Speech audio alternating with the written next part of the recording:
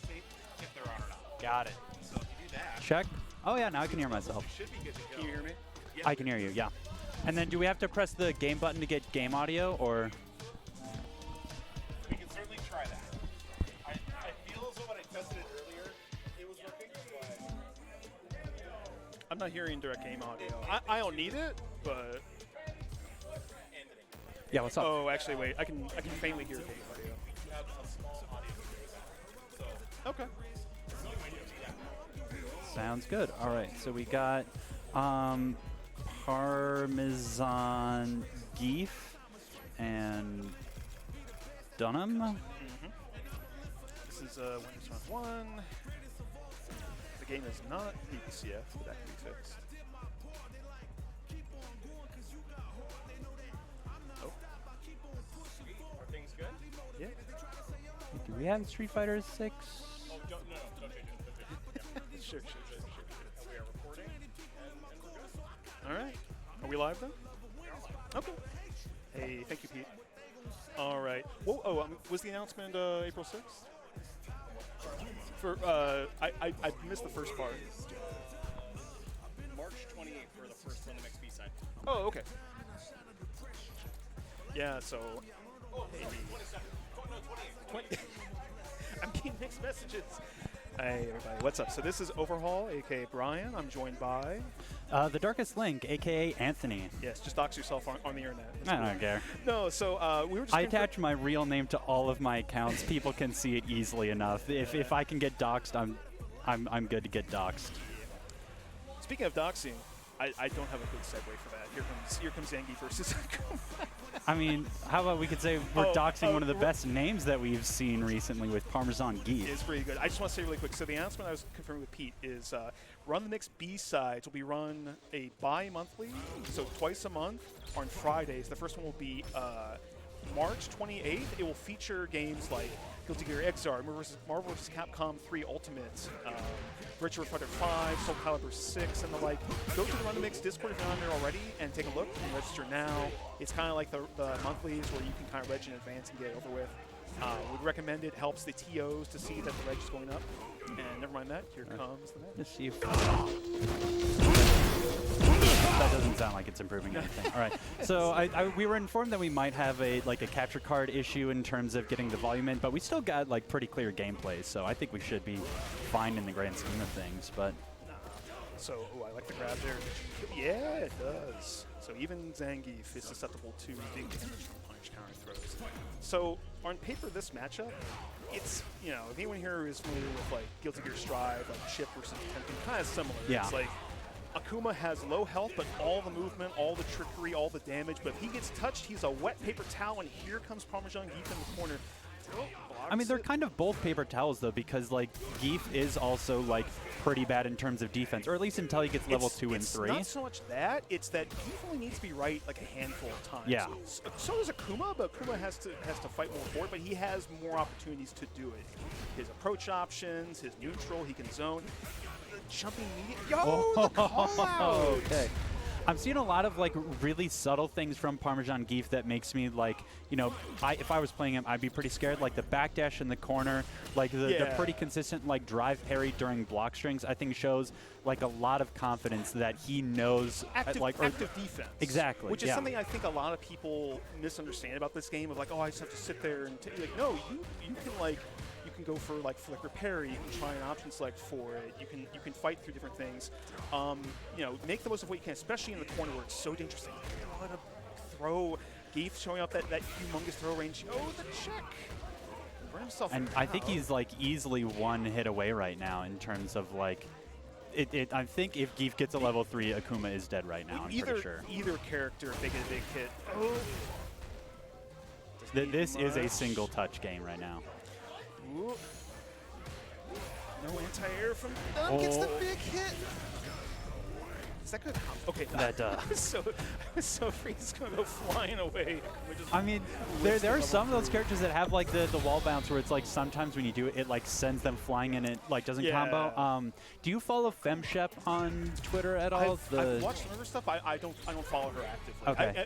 I'm kind. It's one of those things where I hear people talk about her, and then I think I watched her video on why you should go to locals. In fact, I will promote that, Yes. go watch Finn. If you're watching from home and you're like, hey, I'm not good enough to come to locals offline, that is not true. If you want a good explanation of why, go watch FimShep's video on like why you should go to locals. Well, it's also just fun. But I like she's showing off like a lot of videos of like stuff like she's a Marisa main where she shows off like stuff that in my opinion should combo into supers that just drops because they get like sent literally flying out of the reach of any hitbox possible. We can talk about that later. Here, Absolutely. So here comes Dunham fighting out of the corner, which is a very scary spot, especially against Zangief in this game. Oh, the Tatsu hits! No, the backdash! I am almighty! I think Parmesan Geef is really getting like the sly hits right now where it's like, you know, I've seen a lot of videos of, you know, like Geef purposefully whiffing something, they come in to punish, and then before they can actually like activate their offense, Geef has recovered and hits them with an SPD. It's like something really scary if you aren't fast enough on the draw to be active in your offense against Geef. Yeah. Ooh, Dunham doesn't get the meaty there, gets a counter hit thrown out of it. Sweet. Being pretty like handsy with the heavy kick right now and from Dunham. That can be a pretty scary offensive tool. It's a favorite button of his because it covers space. It can like instantly anti-air. It can counter poke. It can just make people sit there because it jails you.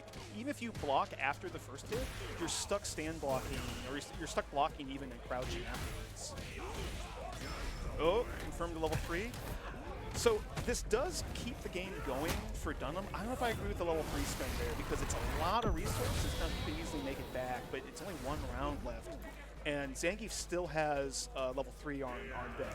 But I think when you're that low, I definitely understand making the decision to do it. Could he have used level 2 there? Yeah, I was going to say level 2 is probably what I've thought. Or even like level 1 just to knock Geef away and go back to zoning him. Yeah. Because I think, like, you know, Geef has parry, so he doesn't, like, necessarily need his anti-projectile moves, like, as much as he needed them in other games. But he's obviously still susceptible to a lot of anti-projectile stuff. Parry helps him out a lot. Yeah. Gets the punish counter on the whiff DI. Okay. I think we're in final hit situation for both of them now. I like the backdash there from Dunham because it's like, hey, puts me in a more ideal spot to whiff punish, and also if he goes for level 3 there. Oh, the aggressive dash. That is bad. All right. So I think the biggest things I'm seeing from Dunham right now is that he is letting Parmesan Geef get too much pressure from just jumping. Yeah. And if he's not sure about his anti-airs, that's fine, even though I think even like a crouching big punch would do a lot just to like, get some damage for it. But at the very least, yeah, keep the pressure up. Don't worry about it. If you don't want to keep it, like, it's almost like the more you play neutral in this game, the more likely you are to lose. Because yeah. Now, that's a big hit for Parmesan Geef, but he burned himself out to do it. This is where Dunham could really make him pay for it with block string pressure, because he doesn't have a reversal level 1 super. DI? Okay. Yeah, and I think I was especially pretty confident that Dunham would take that round once Parmesan Geef got into burnout, because a lot of like the scary offense from Geef this round has been from like drive impacts, because you know, it's a pretty good counter to Akuma's heavy kick. His is pretty long too, I believe, so he can catch pokes out with it as well. Exactly, yeah. Good. Yeah, that's what I want to see. More anti-airs. Big counter hit driver. No, he jumps it. Okay, not as bad as punch as it could have been. I feel the DI coming. Okay. Gets out of the corner. All right. How is he going to play? Just content to give him space for the moment, which I kind of respect. I don't agree with that. He backed off of Zangief when Zangief did not have level 3 and then made him block a move that gave him level 3. Oh. Okay, so this is going to be a little stale. Even against Akuma, it's not going to kill. I think this is actually the super that I disagree with the most from the set right now. I also agree. I would at least get Zangief to range where that's going to kill and then go for it. Exactly. Well, because it makes Geef defense so much worse, since now he doesn't have a reversal aside from drive reversal. Level 3. No, he didn't get the level 3. That's so unfortunate. All right, we're going to final game, final round. So the biggest thing going for Dunham right now is he still has his level 3 on hand. He can force, even early level 3 could cause a huge life deficit and give him like a lot of ways to kind of force Parmesan to be aggressive and put himself more at risk. But he needs to tick throw in the corner. I feel like Parmesan Geef has had to be here the entire round. No, that's not a punish. Okay, now we're getting put into the blender. Oh, and spaces the jump in Siberian Express. closes it out, and Parmesan Geek moves on over Dunham to face Bacarina, in fact. The only buy. We have a ton of players here. What's that? Oh, okay. Anthony, catch you around. Thanks for the commentary. I learned a lot. I like the super conversation on that one as well. All right, we are getting a commentary rotation on right now while we are getting some new people on stream. Yeah. Yeah, you got to hold on to the super there for sure. Absolutely. All right, so who do we have on mic now? All right, Atsuya. First time commentating, so this will be fun. Welcome. Yeah. Yeah. I'm still pretty new to commentary myself, but, you know, you've played Street Fighter 6 before, Played right? Street Fighter. Exactly. You can talk about it. Exactly. We can have a nice little talk. So just for the sake of the audience, who do you play in Street Fighter 6? I'm an Ed main. Ed. Dabbled in a little bit of Ryu, Luke season 1. Very nice. Got very that nice. medium punch, right fist of Exodia, you know. But no, Ed, love him. So much Who do fun. we have against Overhaul this round? We have a BDC. All right. I do not think I have seen BDC here before, but we're still in winners round 1. A lot of new faces this week, actually. Yeah, I think so. I don't know exactly what sparked it because like Capcom Cup was like 2 weeks ago. Yeah. Like there's no like There's nothing big super event. recent. It's not even like a new character. It's just people decided on March 19th to come out and the play day. some Street Fighter. You know, March 19th. That's a good day to fight. I mean, the best time to go to locals was a few years ago. The second best time is right now. Right now. If you got a local, go. Okay. So in terms of the context I have, so Overhaul is playing Bison this season. Correct. I think kind of rightfully unsatisfied with where Chun-Li is at in the game right now. I mean, understandable, Did you really. watch a lot of Capcom Cup by any chance? Did you see like the one set or like the one game where Chun-Li came out? I'll be honest, I must have missed it because it was just so brief. It was tragic because like the one of I think Overhaul's biggest complaints about Chun-Li right now is the anti-air. Right. You know, it is a very inconsistent reversal. It just doesn't quite reach when you want it to. Yeah, exactly. Like the Chun-Li player had the right call out, used it at the right time, and then Akuma's die pick beat it for some reason. Like, I mean, Akuma's like, its own problem, but it's like literally made the right decision, right guess, did not work out. I mean, Dino Boy J, to be fair, I'm also desperate for Elena. I got my 3rd character to master yesterday, and so I am like I'm waiting for Elena really badly. Elena gonna be the 4th? Potentially. I'm also working on a JP right now, so primarily I do Jury and Rashid. I mean, JP, I mean, after Capcom Cup especially, like, he's in a great place right now. I'm very, very pleased with JP, and like I've never played a zoner, so I want to learn like the play style. I think it's important to push yourself. Absolutely. But Elena, I've been excited for, and I'm playing now. All right. All right, another tag out. There's like some game audio issue at the moment, so we don't have really loud game audio, but they're working on for this match in terms of like the setup. What's up, gamers? Alrighty. Surely you know how to operate all this stuff, right? Oh yeah, I'm good. I've done it. You'll love to hear it, because I sure as heck don't. We're good. Looks like we're still just setting up here. Doing some controller setup, I believe. Yeah. Ooh, are we good to go? Or we just need a dongle? Pretty soon, it looks like. Yep, all right. Gonna get started here.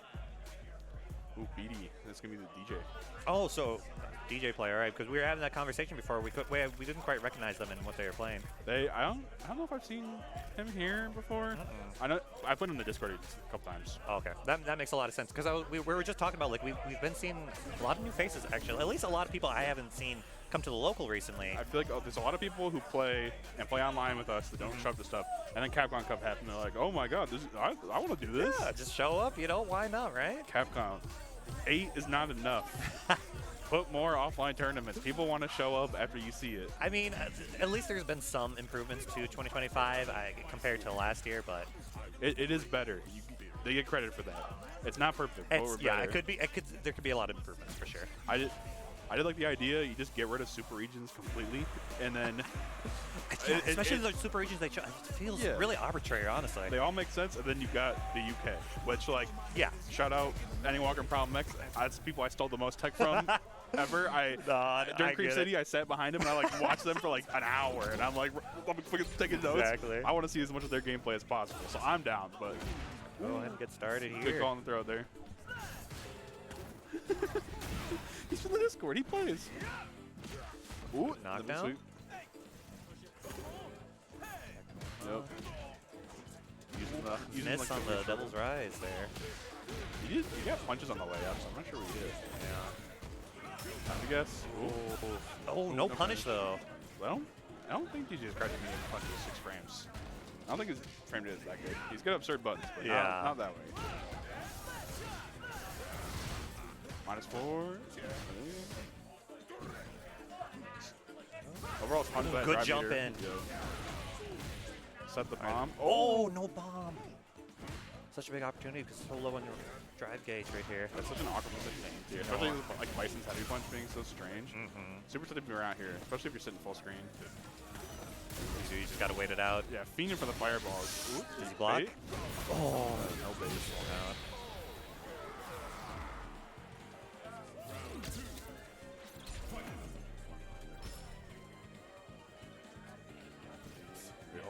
Dancing back and forth.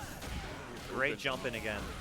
All right, see the bomb this time? Oh, no, overhead bomb. All right, Oki. Just waiting. Plus range. Oop, that should be like, that's 2 whole bars of drive. Let's see another one. Come on. No way. Oh, that reversal missed? And it was, the spacing on that was crazy. Yeah. Here we go. Yep. Take it. Are you taking your Dr. Just drive throws? Ooh, just barely. Bomb explodes early. Rare Still footage good, of Capcom not setting the bomb up for you. Honestly. Sometimes it feels a little free, sometimes not so much. Another good jump, though. Weird. Fireball so hard. Doesn't give him at full screen, but at the jump time every single time. To be fair, as soon as I see Bison down back, I do not. No, yeah, I'm hanging out. I'm like, all right, I'll wait. If you walk forward, I'll brush flicker, but not until then. Ooh, good catch. That's really smart golf. I think it covers all the And the bait. options. Good patience on here. Set the bomb. Oh. No, he wants this corner carry. Oh, no medium. Good one. Punish. Oh, no. But we got picked it back up. No, and the drop again. Forward burnout. Oh, they're scrambling. Come on. The spacing's been so awkward the whole time. Fireball. He's just doing it. Is he he was hunting for chip. Yeah, just the cancel. That was so close. All those rounds were really close. Scramble City. Whoever cleans up first. Just right at the end there, it's so hard to see what's gonna happen. Yeah. Oh, no. I heard it. Oh, we're going for it. Very.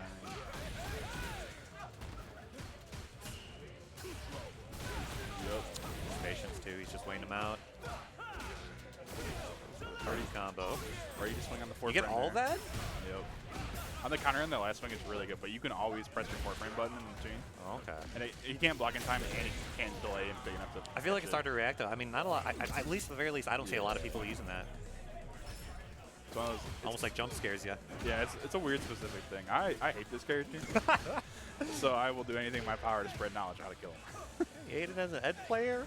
It can't be that. I don't think it's that Ed bad. DJ is ass. That Really? man I don't sucks. mind it. I think it's fun. I think Blanco bullies the shit out of this character. You just play the mirror war, and he can never participate in the game. Okay. Well, like an Ed, you get weird shit where like his double fireball will go through double fling. You can never charge flicker because the EX fireball drive rush combo is so strong. Yeah. So and that boils Driving down back. to trying to whiff punish this character. And this character's a That's the nightmare. biggest to thing. punish. Crouching heavy. Oh my goodness. Oh, frame kill. We take those. We get the loop. Not burn out here, but any heavy button. Yeah, hold. He's being nice and patient. Burn himself out. Take the plus frames. Did he wait?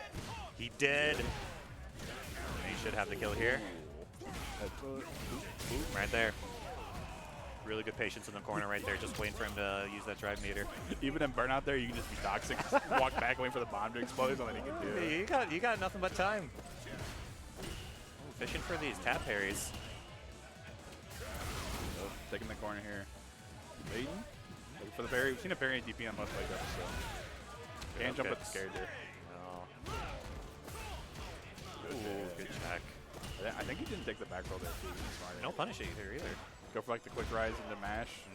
Cover the shimmy too. Looking for efficient for the scissors. Ooh, looking for something. Auto time. Good check again. Gets it. Level 3? Yep. Not dead. Not in the yellow. It's almost. That's a direction though. Should be like 3/4 out of burnout here too though, which is really nice. Oh, only halfway. Ooh, just sliding on the -5. Jump back. You do not want to be in the corner. Great anti-air there. As much as you can't jump at DJ, Bison's walking backwards. You gotta be afraid there. Then you hit the save button. Save. And now it's updated. Perfect. 1-1. Just walk up, taking space. Two characters, good options, down back, you know, we're holding forward. This is the so scary part about Bison is when you're resetting on these heavy normals. Look at his drive. He is beating his drive with and you have to get, and you don't want to get punished counter like that, otherwise you're just gonna eat so much.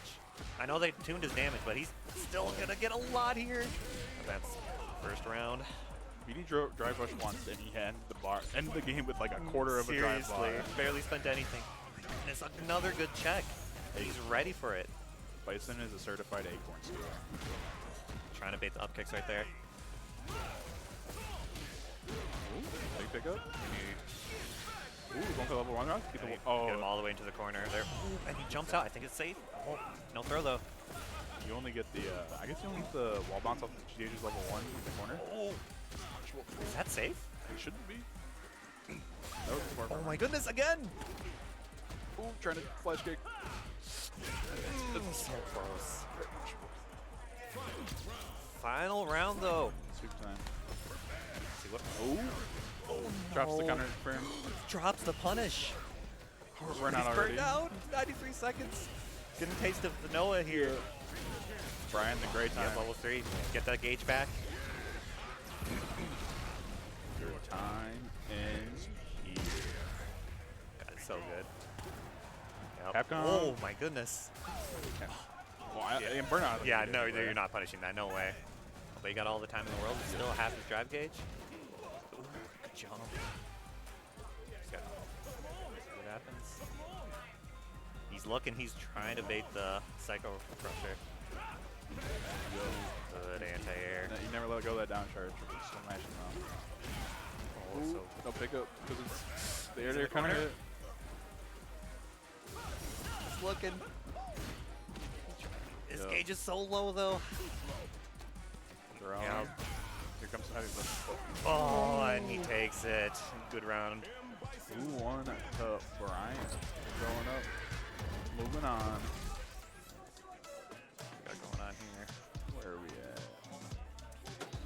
Oh. Somewhere in there. Where the hell are we? There we go.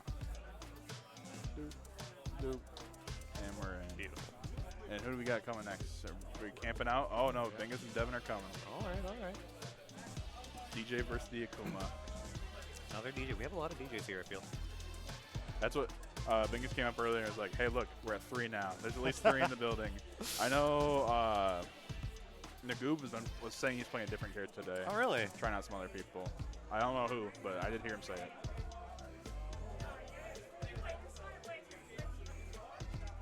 We shall see. Maybe we'll get a chance to see him on stream. I hate DJ. It's definitely rough. Yeah, I don't think there's like, I don't blame you trying other characters because like I don't know what he does. He's like annoying in damage and he's really annoying to whip punish. But like this is the same thing I ran into Blanco. Is like you hit like a certain level of player and that doesn't matter anymore and they just kill you for it anyways. They just kind of run you over. Once they get a raid on you, it's impossible. Yeah, and he's so meter hungry that you're always in burnout. It's super brutal constantly to like always be down the meter resource. And it's like, yeah, once you go into burnout, it's like, dude, what do you do? So many characters in this game. I mean, like, I feel like matchups like Aki, when you have to burn so much meter to play the game and you're just going to give her a guaranteed situation constantly, it's like, you got to reward them somehow, but at the same time, it's just, it's hard to balance.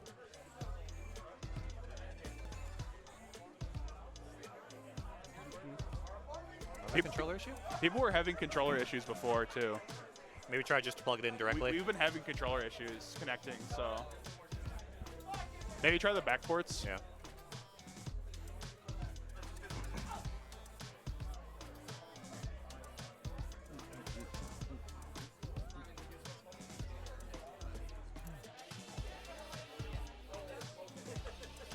I swear I hear this song in my dreams. Just sitting on the screen for so long. Okay. Okay. Heroic as a tiger is. Heroic as a tiger is. God, I love the character select theme. Every time I hear it, I have to. It's a painful rendition at the beginning every time. Let Cap James cook. Survivalist. I'm a stripes. Yeah. No one do or die with this. It's so, I can't get sick of it. It's so good. It hypes me up, you know. Sometimes I just sit in the character select scene, just waiting, you know, just ready, you know. Oh man. God, I love it. Oh my goodness. It's been such a running, you know, you watch a lot of these tournament streams and, you know, the commentators every single time, just like every time you hear survival, it's just good. Oh, flexing on him with the red Akuma. I did make the comment earlier that I like Shudo's red, and we were like, going on back and forth about this. Like, It's nice. That's pink, and this is red. So It is pink. He does. Shudo has the pink.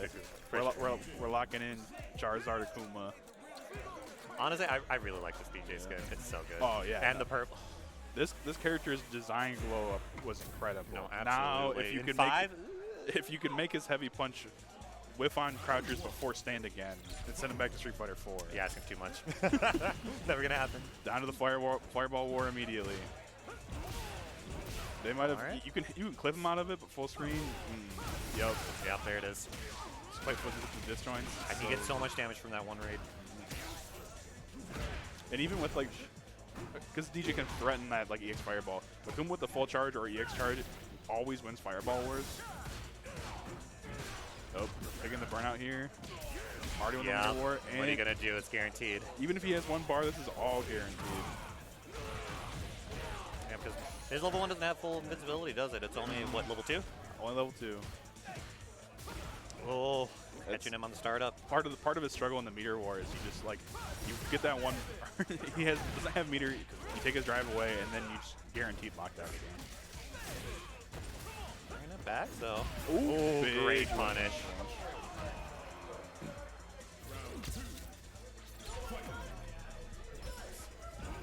Everyone's been just playing such a great patient game, waiting for those fireballs. Talking on ooh. Looking good on this perfect parry game. Still getting the throw, getting the screen space. Just spending so much gauge to get in. Yep, he was waiting.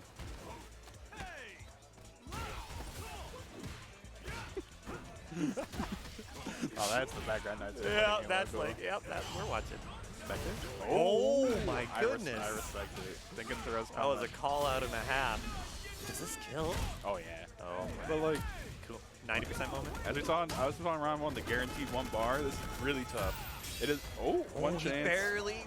He's got no. He's got no meter though. The- I mean, if he gets the chip, he can This set up the DI. winnable. Yeah. This is winnable. Combo to level 3 and a guaranteed DI. Oh, Barely missed the punish. That was such a good perfect parry, though. You get the whiff punish, you go to level 3, guaranteed. It's done. Oh, it's still really tough here. Ooh, Oh, get throw the him out. Maybe waiting, walking back and trying to delay attack. I'm not sure. Yep, taking the plus range, pressing those heavies. So hard to anti-air that knee out. Yeah, just check it out. Playing it patient. He's just waiting. Ooh. Yep, throw. Go for the fireball. Oh, another great perfect parry. So Can catch him with a lot of those.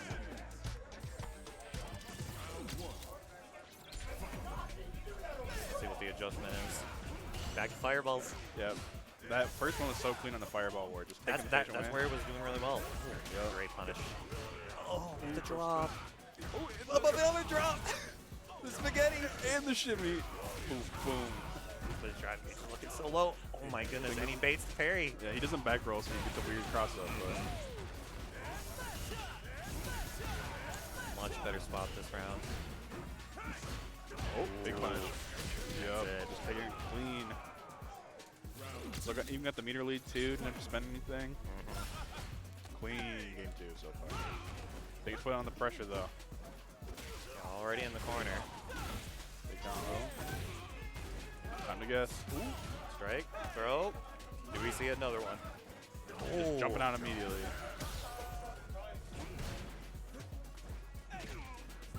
Anti-air with the medium kick. Oh, drops. Oh, God, punish. That was Yeah. it was awkward the bug line. That's Yeah. like that like is a 5 frame. Get nothing out of it. Flip out. It's hard to tell. Going up. Busy guy. This way, mix up. Ooh, he's looking for up kicks. Restand? What's the guess? Oh, Another restand? looking for something. Maybe a tech.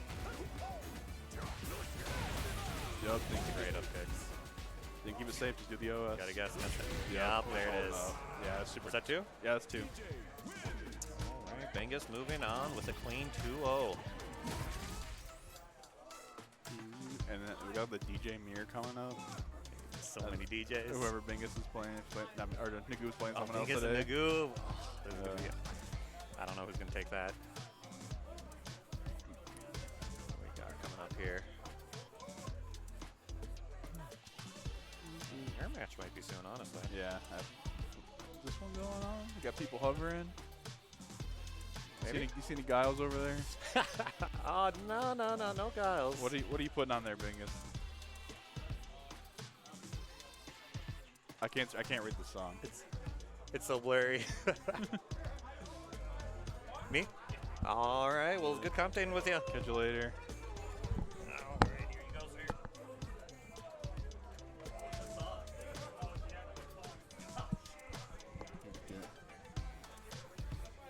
How's it going down? Good, how are you?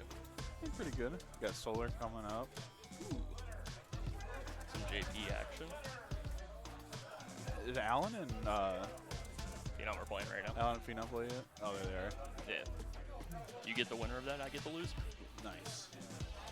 I think it was Phenom one. just old man checked him into the level 3.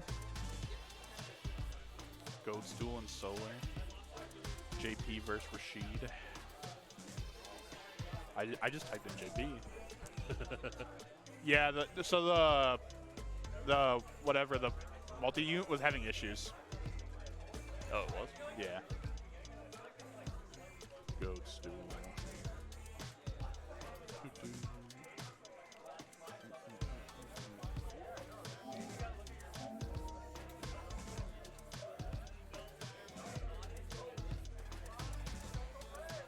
Oh, really? We got the two DJs playing each other again? I believe Nagoop said he was playing someone else today, but I'm not sure. Is he playing Bipson? I don't know.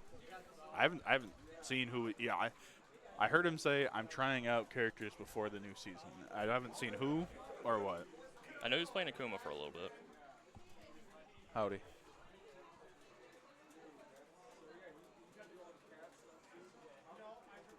Just want to get rid of the announcement. Oh, that's fair.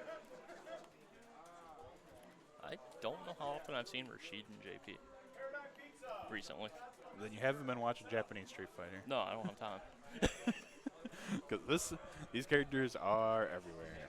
JP less so, but I mean they both have lower play rates, but in pro play these characters are nightmares. Oh, yeah. I feel like I've seen them play, just Yeah. not against each other. JP has really good defense against level 2. You can like hold your space so well. He doesn't have to worry about going in. Yep, swing with it. Now you're in the danger zone. Rashid can just slide out of it though. And yeah, JP's gonna have a struggle time to anti-air with that. You probably have to air throw it. I wonder if you can punish the empowered one even with heavy spike. Solar getting his zoning game set up. It's time. Yep, one little quick slight health lead here and you just stuck in jail. One quick side swap. Wait till you're full screen again. Nice check. Spending a lot of drive here. Yeah, we're mashing out. I mean, even if he DPs there, he puts himself in burnout, and it's really tough. Ooh, just holding forward to get the slide if we see a fireball. Good bait. Not going to kill, but it's going to get it close. Yeah, this is time though. Yep, he can't reversal. No drive reversal. Ooh, into the overhead. Oh, drops the combo. Goes so close here. Oh, good. Oh, it turns blue. Is the scaling crazy on this though? Level 1 maybe? Okay, yep. Eagle Spike takes it.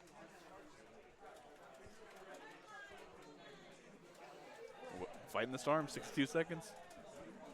Ah, Puna. Oh, right off rip. Yeah. Goes through the fireball. Ooh. Back throws, gets out of it. And we set up the zoning. The only part of Rashid's anti-fire or anti-zoning stuff, that EX fireball and the immediate empowered option is so strong.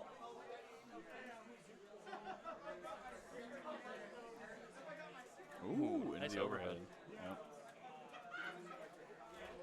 Taking the throw. And we're already back to the other corner with another level 2. Good throw tech. Yep.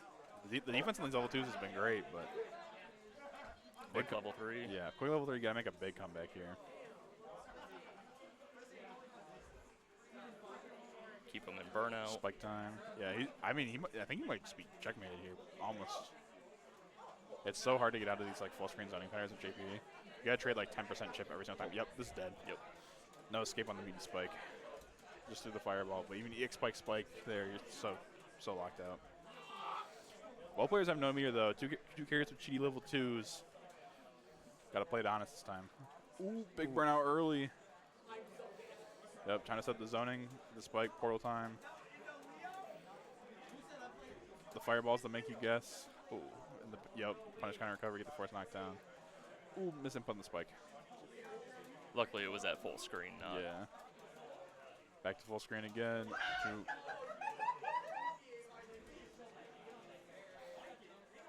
Ooh, Good coverage for that. There we go. We have our 1 hit. And we're at the level 2. Almost here. Ooh. Early tech, so this is fine. He's burnout here. Just spike works. Oh, we're level 2ing the level 2. Drive reversal? That's an interaction I don't think I'd ever think I'd see. Yeah. Good anti-air. Pretty sure. I don't. Edge level 2 ties it and hits, but then it's like you get weird interactions. I think most of them just straight up lose to it like that. But Ghost is showing great patience, like grinding it out the time, finding the hits when he needs to make it. It's like been 1 or 2 interactions away most of the time. Gets a little more comfortable in the zoning pattern and takes a little less chip damage and looking real good here. Ooh, good overhead. Now we're matching on immediately. Ooh, resets on the command grab. Really tough spot now. Yep, just hold forward. Rashid does this to Dawson as well. He's just so good at running at you. It makes it hard to keep out. Yeah, these fireball games, like, you do take all this chip damage, and if you can minimize it, it's great for you, but you're so good at just that doing DI. it. Great catch on the fireball. Ooh, no pickup. It was weird with the crouch out. He's going to go for the burnout here.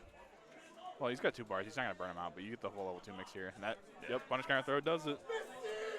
Because you force the guess there, and he's got no way of getting out. Setting up full screen zoning again. And he knocked down into the portal. Ooh, just greets for it, but gets thrown up throw. Ooh, good jump out. Doing the charge heavy fireball. We do the overhead and load fireballs. They're a little slower than the medium ones. Ooh. Yep. Without drive rush or counter hit, you can't combo off the overhead, so you get like weird scrambles like that. Got another level 2 on deck though. Ooh, big shimmy. Goes to looking alive, finding the way to shoot the gap. Using that level 2 very well. How does Solar adjust the zoning pattern? How do we slow him down? It's one of those, I think, also, like, Rashid has one of the best tools, just, that wall jump to get out of that corner pressure. You got the wall jump, you got dash up slide to go through fireballs. Level 2 to stop the fireball ward. He's really good at stopping it. And he's just a good movement character in general. Ooh, fireball meaty, yep. Another 50-15. Throw loop time, yep, baiting. I believe you're dead here. EX. Medium mixer. Ooh, goes for tries to kill with no meter, but he is almost, or no guaranteed DI, but health lead's so massive. Goes Tool. On set point here. Once again, zoning getting set up. Catches that wall jump. Yep, he's navigating this with like so little chip damage now that just goes for it again. Well, good reaction to that dash in. It's looking like a good round for Solar. Can you close it out here? He's got like half a bar drive left.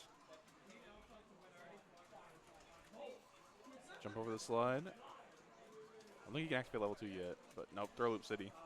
No backdash, baiting. Yep, the X Fireball gives you time to coverage for the spikes. And getting out quick.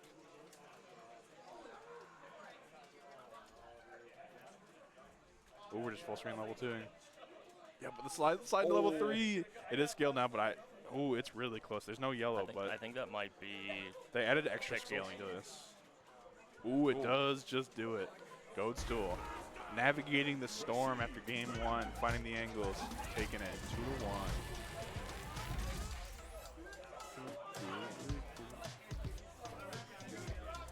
I believe my matches soon. Yeah, it's a question of who they're going to pull. They should just pull both of us. I told them just to DQ somebody so they have to go on commentary. You've been selected. Get the hell out. Yeah. You've been selected. No refunds. I'm taking your money. I'm giving it to first place, and you have to go speak on the mic. You're hired. We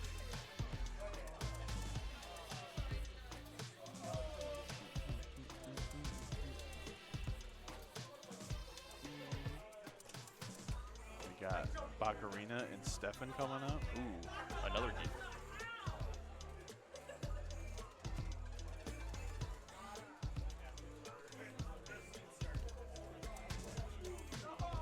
Another Rashid as well.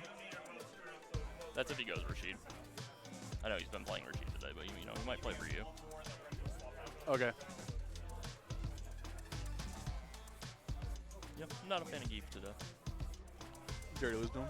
Yeah. Not Shogun, the other one. Parmesan Geef? Yeah. Nice. Caught me with some things I wasn't ready for. So, The character has 2 moves. no, the one time I backdash to get out of throw range, he forward dashes and command throws me. The one time I jump, air command grab, and I'm just like, Hits you with the Borge Dynamite, ready for it already. and I'm just like, you know what? I'm done. Yep,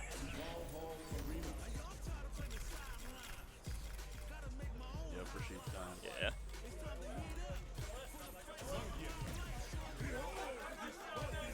So no, earlier this week he was, earlier this week or last week, I saw him playing Ryu for a bit. He's had a Ryu secondary for a long time. He pulled it out against Christian monthly a long time ago, back when Christian was still playing Ed.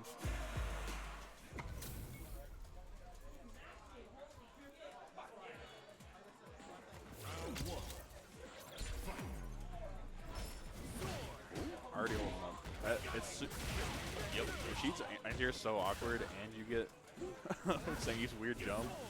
Yeah, I was talking with him earlier, and he's just like, yeah, anti-air needs. How about you? I get it. My bad. Yep. Spike taking the space. Fireball meaty. And to the corner.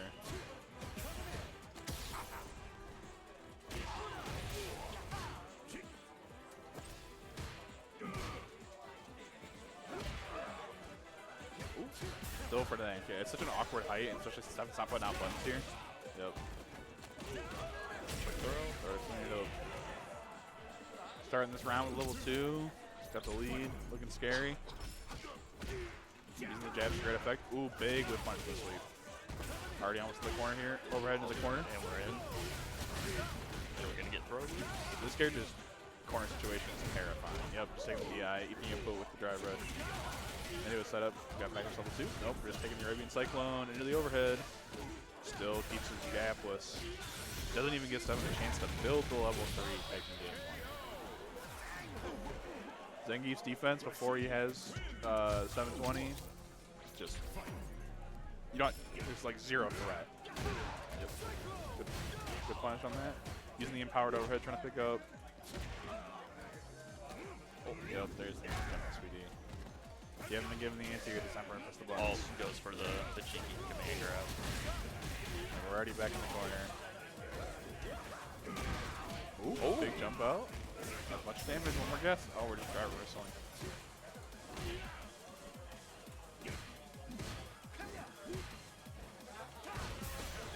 It's like he's picking that right range to jump in. Oh, time for the mini overhead, drops the combo. Using the stand medium kicks part of the range. Jabs out. Jabs out of the scramble.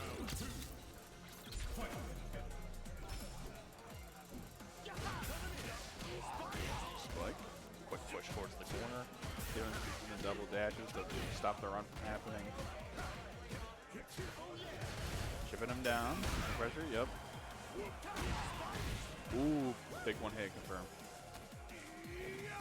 Shogun taking over the corner. Yep. Burn.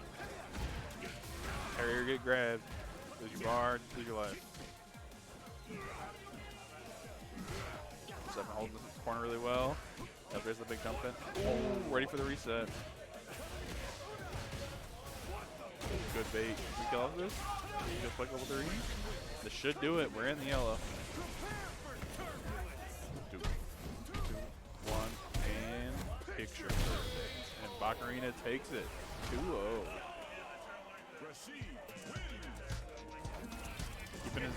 Keeping the meter, always having the meter war, never getting a chance with the 720. Just ruthless, ruthless. You know, you can't stand 720, you're not going to lose half your health in a split second. If you, I mean, Geef without that has no threat on defense.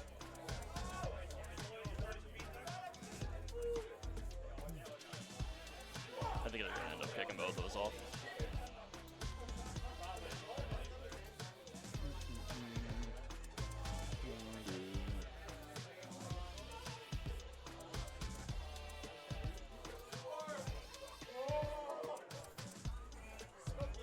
My turn to play. Bye, Smokey. I will be appearing on camera very soon. It'll be okay. It'll be okay.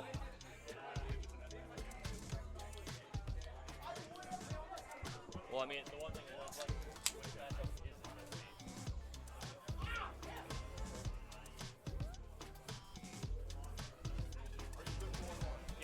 Do you know how to do the names and scores? Yep. Perfect, thank you.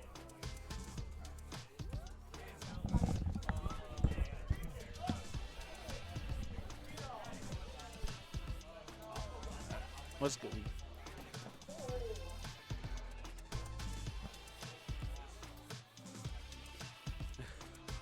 You see the mount? Oh, there it is. Okay.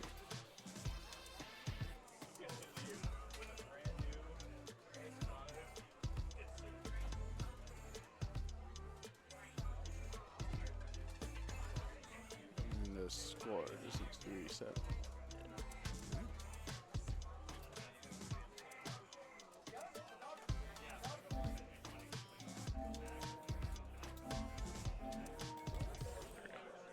Alright. How you doing? Good. How are you doing, Kibana? I'm good. When did you switch to Akuma? Oh, just for certain matchups, you know, especially the zoner matchups. I'm not a big fan as Marissa. They're just not, especially JP. It's like very back and forth until he gets the hit, and then it's pretty much unless I get lucky, I'll lose that round. Yeah. I saw you playing. I was just like, wait a minute.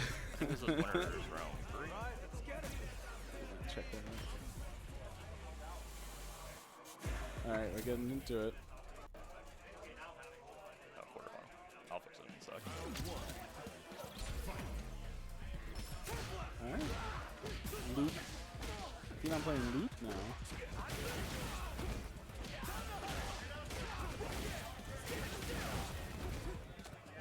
Ooh, didn't get that throw there. I'm loving the fireball pressure.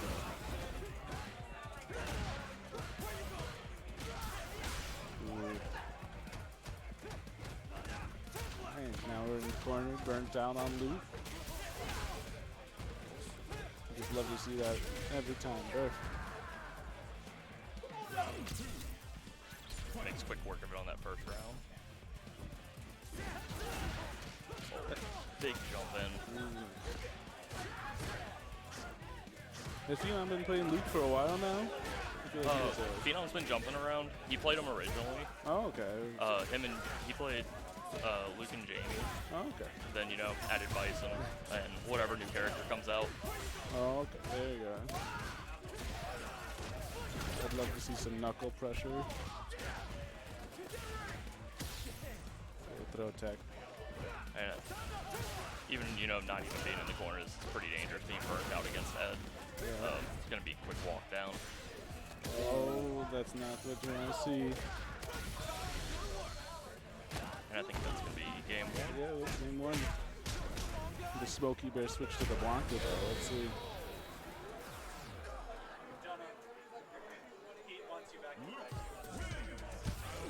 Good luck on bracket, man. Alright. Let's see if Smokey can play a little bit harder neutral. What is up, gamers? How's this set been going so far? I caught the end of game one with Smokey. Yeah, so far Phenom's been playing a hard pressure game in that corner. Especially the fireball game, and Smokey's not really caught an answer for it. Got it. Phenom was the one that sent me to losers, and it was his Luke that sent me down. He has like spent, I think, a lot of time like making his pressure really good, and especially like, I don't know what the name of the move is, but I think it's Luke Suppressor. Yeah, that one right there, where he like pulls back and can really help him like whip punish any like smaller attempts you have at doing something there. Yeah, definitely. I'd like some, more of these neutral drive rush cancels. They're very powerful. Yeah. Great DP. Yeah, exactly, Dino Boy. Or wait, no, that's not Bakarina. We got Phenom on right now. I think, like, especially in this matchup, it's pretty hard for Ed to deal with Luke's OD Sandblast, since it does poke through like a lot of his projectile pressure, which, you know, includes his flicker as well. I'm liking this counter kick confirms from Smokey. Yeah. Beautiful whiff punishing as well. There we go. That's what we like to see. Some life in the game. Exactly. How much have you played Smokey in bracket? Because I'm gonna guess you've played him a decent amount. I've played him a good amount of times. Mostly his Blanca. Yeah. But he's as his name implies, he smokes me most of the time. Yeah. I think the last time we played was the best I've ever played against him. But overall, great bait on that DP. As he finish it, no level 3. Oh. All right, level 3 here. There we go. We even up the set. I don't even quite know. Again, like, I wasn't locked in on game one since I was just watching it off stream. I don't entirely know what Smokey did to make the change, but like the double perfect, I think, speaks for itself right now. We're gonna need the Blanca. Oh, we're getting a character switch maybe from Phenom. Game one against me, he played Jamie. Okay. And I think he plays a few other characters, so it is possible that we'll, you know, I mean, we're definitely going to see a character change right now, but or maybe not. Just keep it to it. Just gotta get a reset on the brains. Let's see. I'd like to see a little bit more, drive rush canceling, the heavy knuckle once he's got level 3. Yeah. Very hard to deal with for Smokey, and Ed just doesn't have like those same tools that other characters have for dealing with it. Yeah. I mean, especially with the level 3 though, most characters kind of do just have to take that pressure. So it's like, if you drive reversal or drive impact, the Luke can cancel into level 3, which, negates anything that you were trying to do there. I'm liking these EX whips a lot from Smokey. They're great. Keep the combos up, keep the pressure up. I mean, and I think they're especially good because, like, the main bit of counterplay is usually just to drive impact, which gets you blown up big time. Just keep the pressure, so John. Does he finish it? There we go. That's 1 round. 1 to go. Yeah. I bet if you went back and, like, watched the tapes, I bet, like, Smokey may have started using more heavy punch instead of his smaller buttons to try to catch the suppressor use, since that will, like, punch forward and, do more reach than the smaller normals would normally. Really reach through that. The range that Luke's like to press those crouching medium kicks. Alright, over the pressure, no level 3. Time to save him for the next round. Alright, looks like a reward for it. There There you go. Good finish. And these characters are both locked and loaded right now. They got level 3s on deck, ready to like cash out for 50% or more. Like the short fireballs. Surprised to see the EX fireball finish on there, but it works out. A little bit of nerves, it's all right. Ooh, doesn't quite convert off the crouching medium kick. I think they're both content to just play in the middle right now until one of them gets a drive Are you advantage. seeing the level 3 here? See? No? Okay. Shoulder setup. Oh, good DI back. And this especially for that burnout, for that finish. There we go, level 2. All right.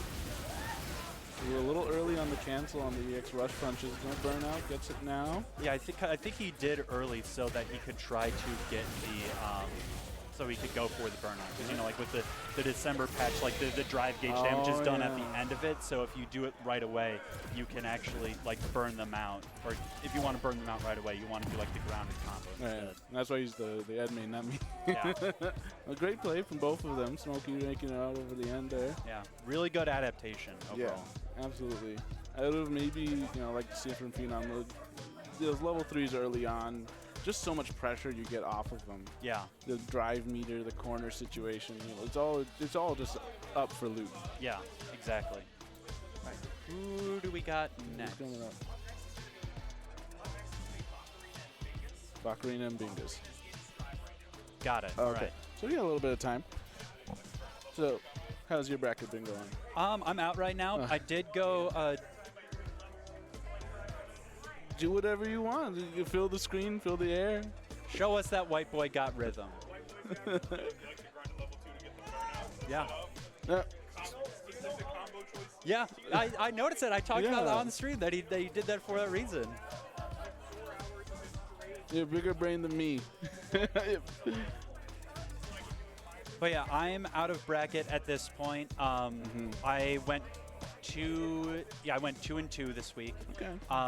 Pretty good. I felt pretty good in basically all of my sets. Like I think especially in February, I was just hard crashing out. Like nothing I did was like working, but I put like 10 hours to just hard lab Rashid since I really wanted to switch over to Rashid from Jury. Oh, okay. And it really gave me like a ton more confidence with the character, got him into my fingers more, and was able to start freestyling a lot of stuff. So, you know, I lost round 1 to Phenom, but then I beat what character did I play losers round 1?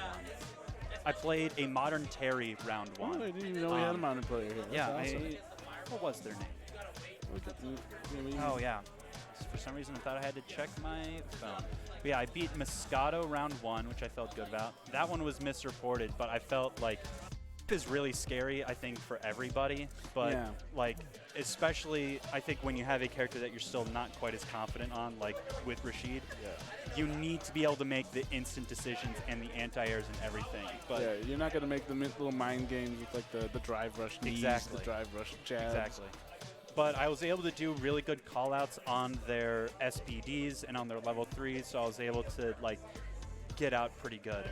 And then my not my nemesis, but the person that eliminated me was Overhaul. Oh yeah, no, he's a scummy guy sometimes. Yeah, I mean, a genuine no shade to Overhaul whatsoever. You got to play the character that you feel you're going to play. Yeah. I hate playing against Bison. Oh, of course. He makes me, out of every other character in this cast, he makes me more mad than anybody. Why does Bison get the Shoto crouching medium kick? I don't know. Exactly. Like, yeah, the crouching medium kick, he just feels like he has everything. Light scissor being as good as it is. Yeah.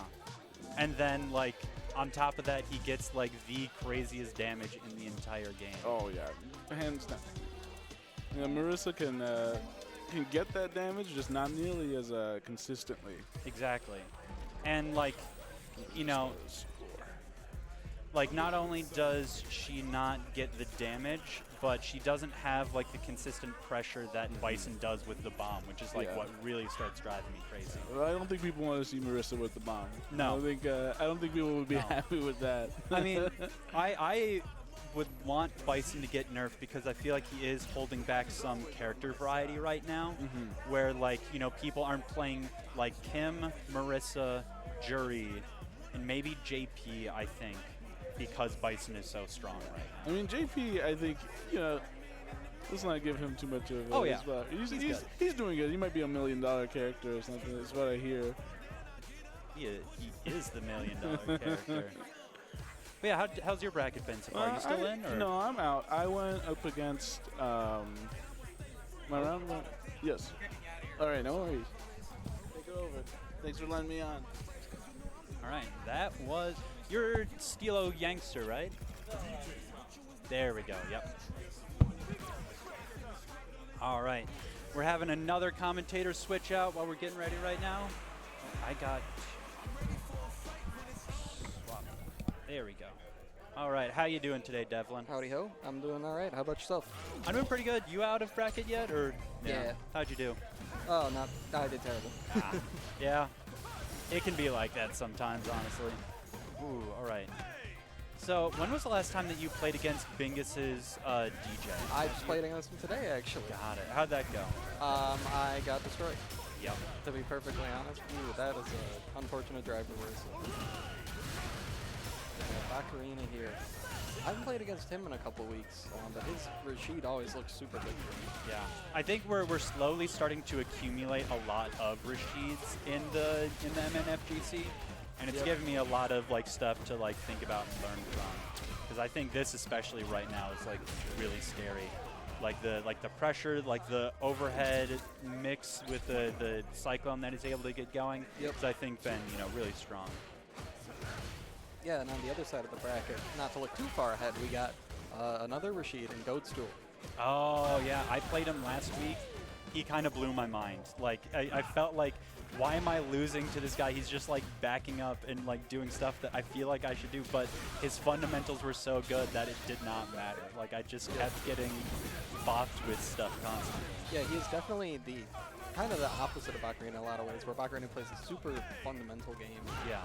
Using the 2, playing good footsies, using his good drive rush and that kind of thing. Whereas Goatstool just kind of goes wild, and definitely in a good way. He's super good at RPSing, like you said.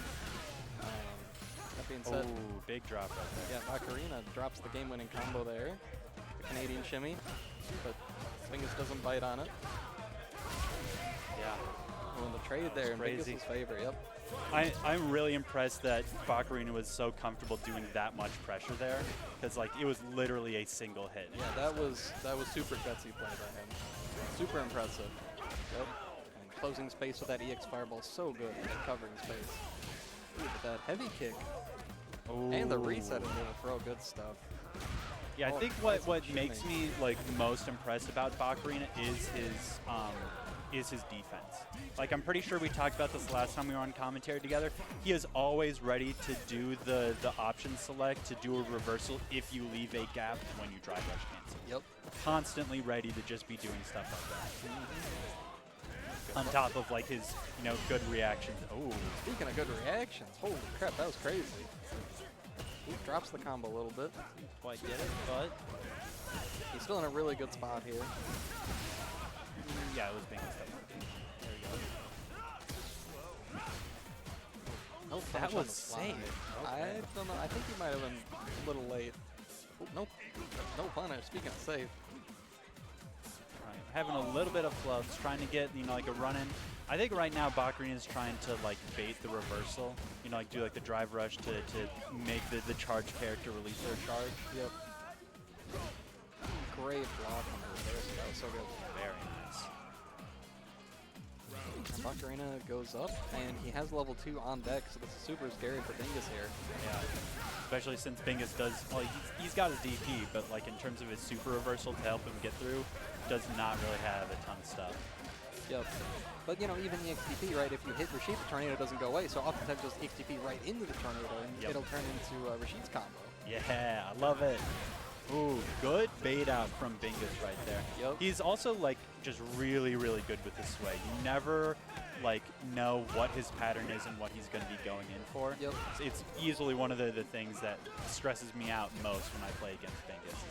It's is now the time to drive impact, or is now the time to just hold the pressure and guess high-low? Right. But Baccarina might be quick to come back. Ooh, it's shut down by the double fireball. I thought he got the charge fireball there. I'm surprised he didn't.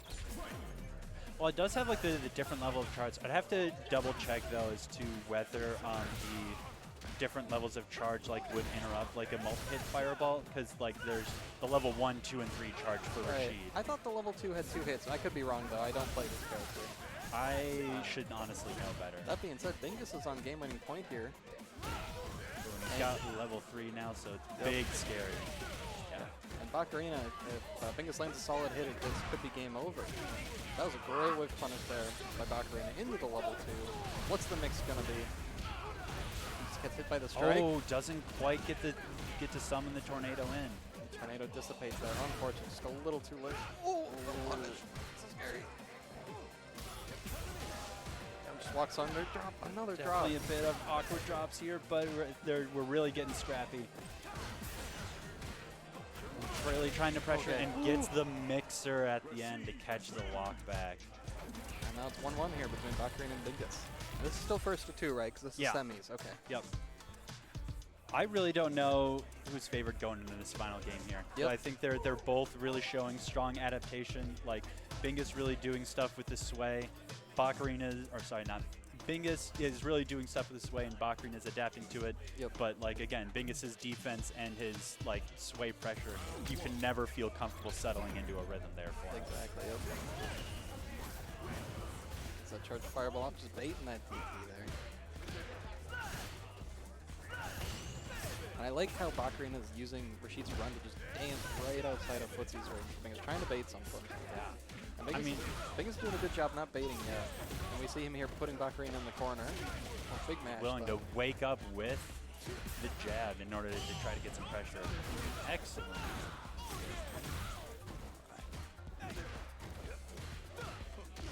Here calls out the reset. Oh, there huge we go. Yup. Ooh, that trades there. That's that crazy. I'm gonna have to keep in mind.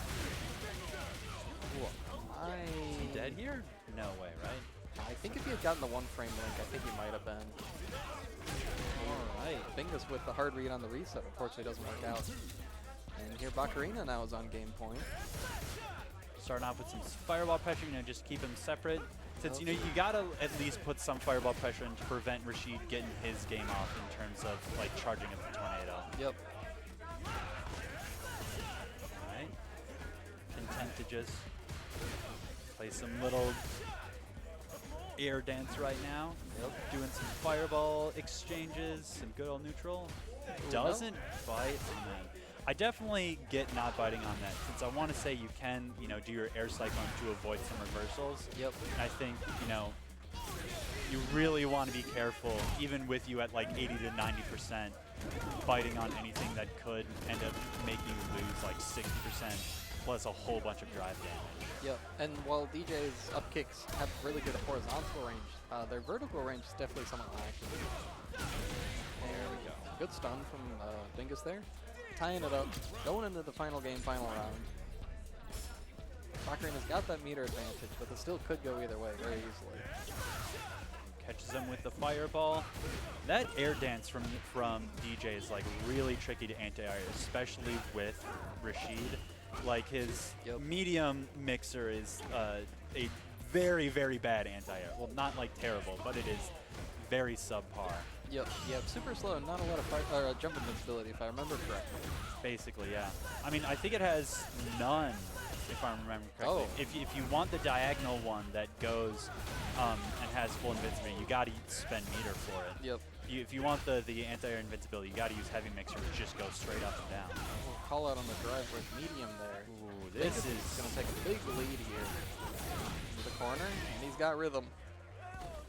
And especially with his drive situation, this is calling out. Very good call out on the sway right there. Yeah, this is a huge comeback opportunity for Bacarina. He's going to have a ton of meter. Bingus is almost going to be burnt out here. Oh, and just the jab to interrupt. close it out. Yep. All right. So you said, who do we got next? We got Goatstool and Smokey. That's going to be fun to watch. Yeah, this is going to be interesting. I wonder who Smokey's going to pick for this matchup. Because I know he doesn't love block into Rashid. See, but Goatstool definitely plays in a way that I feel like would favor his his block in my personal opinion. I could definitely see that. I know whenever I play against Smokey, I usually prefer to play Jury over Rashid, just because like the ability to use Jury's like fantastic DP to interrupt any Blanca Ball stuff is, I feel like, a pretty big thing. But you can also do just more direct interplay with Blanca Ball just with Rashid's projectile. You know, it really allows you to, at the very least, stop some Blanca Ball stuff that's coming your way, even if you don't catch literally every Blanca Ball that's coming in. It's enough to dissuade the constant abuse of the option. Sure.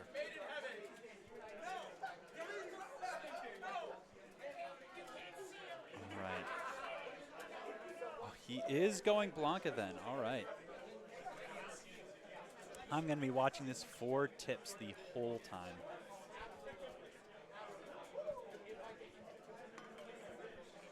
See, no last second switches. Gotta check the buttons again. Make sure the thumb button works. Yep. Okay, he's rolling with the Blanca. All right. I'm fully in support of this decision. Okay. How is this going to play out? I have no idea. This is stressful. Yeah, this is definitely an interesting matchup. Big jump in, yep. And that's what Smokey's going to be looking for, looking to call out those charge projectiles with jumps. I think what the other big question is like, how good is Goadstool's defense? Since I think his offense is definitely like unusual, but it is strong for what it is doing. Yep. If your defense isn't on point against Smokey, you're going to die. True. Oh, and speaking of that, no call out on the hop.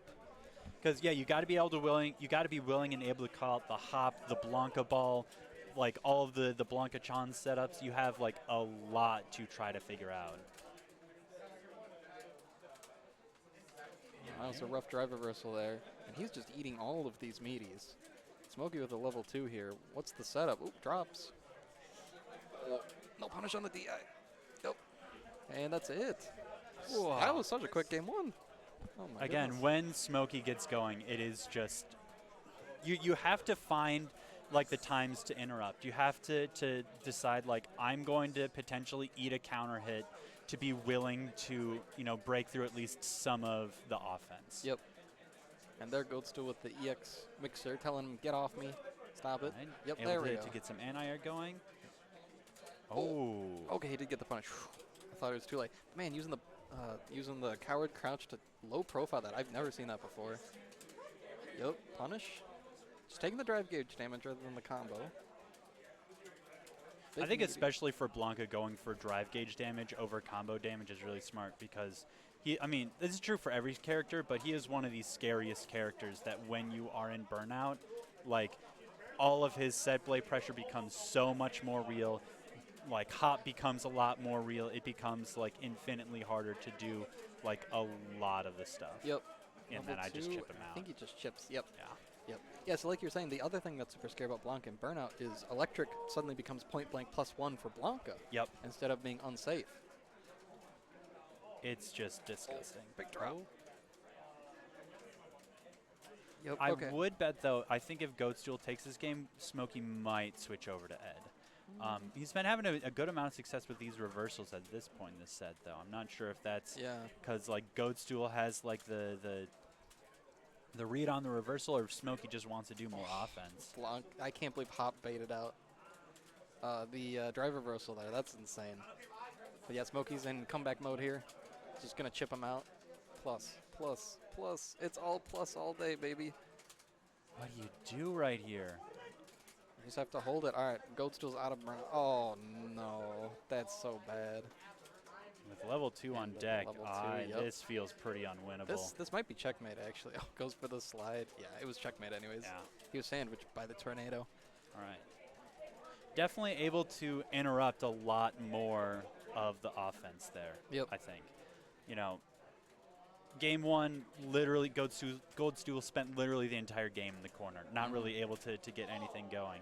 But, he's starting to, get the anti-airs, get the pressure, able to start doing level 2 setups. Yep. And calling out the Blanca balls with these jump backs and the neutral jumps like that is so important for this matchup. And Smokey back rolls, so he takes that meaty, but he takes the guaranteed drive reversal, but Goadstool says no. Get back in the corner. No counter. Doesn't have the reaction. And this is, oh, that's DPable, but he just decides, okay, burns himself out anyways. All right, able to get the side switch. I'm going to guess we're going to see a lot more fireball pressure, which is what I think one of the big changes that Goadstool has been making that's really worked out for him, is that he is right now forcing. All right. That was good knowledge, knowing exactly how to punch the Blanca ball. That was so good. That's crazy. All right. One of the best things I think Goadstool has been doing is using like the fireball into like the light mixer pressure and forcing Smokey to spend 2 bars of drive in order to get him out of the face, out of his face, which is genuinely like, it's good, but Smokey is starting to adapt and is starting to just do neutral jump in order to catch what's coming in there. Yep, good, perfect there. This is going to be a side switch. And then what's the mix here? Safe jump into a grab. But now Smokey's in comeback mode. All right, got the level 2 shenanigans. Blanca Cham, jump back ball. Yep, you gotta respect that. A ball, another setup here. And he's being really, really cautious right now in terms of. And he still gets fixed. Wait, there's no way this works. Okay. Ooh, that's big. That is really big. Because that means that I'm not entirely sure that Goadstool will get a level 2 this round. Yeah, it's possible, but I think Smokey will build one almost certainly. But yeah, I don't think Goadstool will be able to get level 2.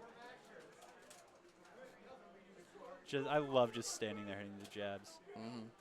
Oh, all right. We're getting to the next level of the mind game right there. Now Goadstool jumping back in order to catch something.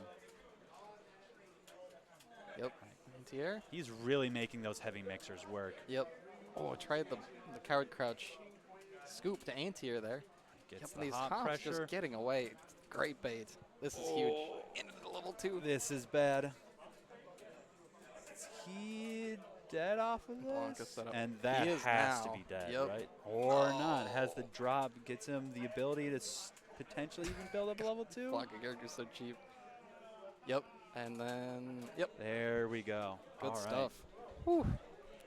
I think the big decision that Smokey made in that set, or especially in Game 3 that really helped him out, was just like chilling on offense. Just be like, I'm not going to do any meaty pressure. I'm not going to like start doing throw loops. If I just back up, Goadstool is doing enough reversals right now that I will definitely like get my monies back when he actually does go for the reversal. Yeah, getting the read on the EX mixers was super important.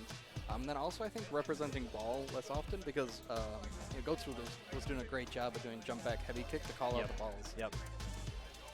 Yeah, I think it was really interesting pressure, I think, between both of them, of how Goadstool decided to interact with the Blanca ball and how Smokey decided to deal with like the charge up fireball pressure. Yep.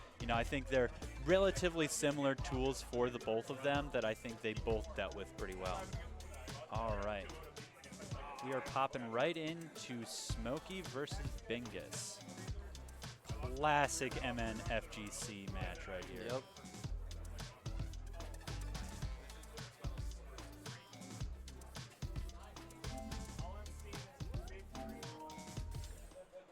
Do we know what's going on with the game audio? Why it's not as loud as we would expect, or? It's being finicky. I know Pete's working on fix right now. It's gonna be winners finals. Oh yes, I do got it.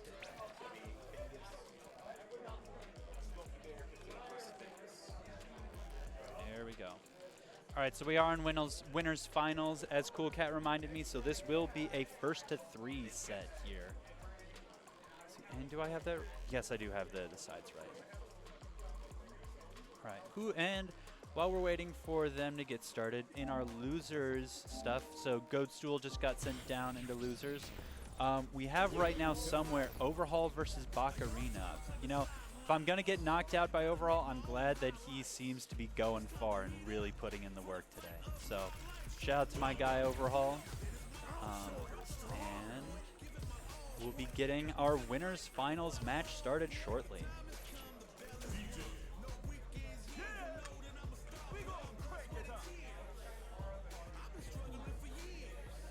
I am kind of surprised that Smokey is going with Blanca right now.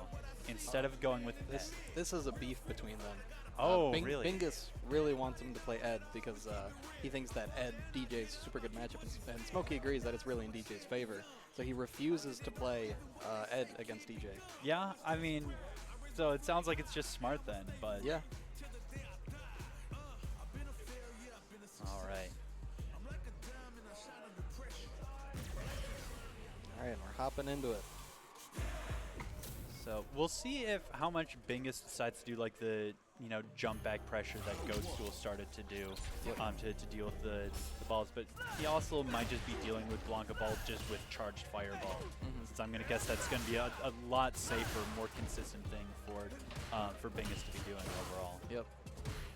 Right out the gate, we see no check on the hop. And Smokey is taking this a lot slower, just trying to chip away Bingus' drive gauge. Plus frames into plus frames. Good reversal. Yeah, we might not even see a whole lot of Blanca ball from the set because it seems, again, the Bingus defense really strong. But and that's not a true block string. and I think it might actually be worth to make Bingus spend that occasionally. Like right now, if I was Smokey and I had a little bit more drive gauge, I think I would sacrifice like a little bit of health to try to put Bingus into burnout right now. But unfortunately, I think just he was a bit too low on health to capitalize on anything potential off of that. Yeah. All right. All right. Now Smokey activating comeback mode here. And the corner carry is so good. Oh, Bingus busting out with the reversal. Ooh, That beta isn't able to get the punish off of it. All right, Bingus calling out the hop right now, able to just start going back to some normal pressure right now. Checks That was the a good, drive. yeah, that was a good sub out to check the drive rep. There's a big corner carry. Wait, level 3. Yep, he's dead. That's game 1 to Bingus. I genuinely didn't even think the start of that combo was going to kill. I think I would have been surprised if I was in there. Yeah. Because I didn't even realize that enough interactions had happened for Smokey to die off of that. Yeah, it felt like it was so even, and then all of a sudden Smokey died. Great check on the hop there. Bingus is awake here. He's had his caffeine. DP's the drive rush. No anti on Smokey, no throw tech, just lets him get in for free. And I think Smokey's definitely being a bit passive right now, but I think with the Bingus defense, I'm not sure what else you can do with that. I do think we will start seeing a lot more slide though, because does that fully go under DJ's fireball from Blanca? Yes. Okay. Yep. So I thought he might have been too big to actually fit onto that. No, the only ones it doesn't low profile are the ones that are literally on the ground, like Jerry's fireball or Terry's fireball. Got it. Okay. Yep, gets hit low, and this is gonna be it. Or not. Uh-oh. This is bad. Oh, block? Block? Okay, I heard the super mash from Smokey. Yep, and he's waiting for that jump out. You can't do that with DJ. There he gets it. Yep, good stuff. There we go. Very good from Smokey right awake. there. He's not old. So why didn't that other one do like a wall slam? Because right it was there? a true block string. Got it. Okay. Yeah, because he did drive rush heavy. That happens for pretty much everybody. That's I think been the one of the big things like missing in like my understanding of the game systems is like what caused you to just like fly back and what actually causes you to wall slam. But no anti-air from Smokey either. And he's just so focused on playing this ground game. And does not want to take the throw mix there. Good throw tech. Starts getting the adaptation on the sway. Yep. He's really searching to fade something out right now. And this is burnout from Bingus. Yep. Uh-oh. Smokey buttons in the corner. I think if I was Bingus right now, I would probably spend level 3 on the next hit that I get. Oh, did he bait it? Yes. No Not punish, quite though. able to get in. And this should be chip. Yep, Yeah. that's not invincible. Yep.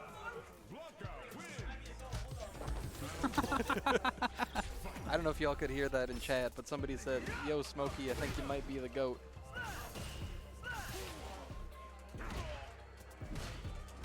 back to footsies here. Smokey's Just chipping doing- away. Exactly, just doing the small Street Fighter, just like a little, like, how can I open you up right now? Yep.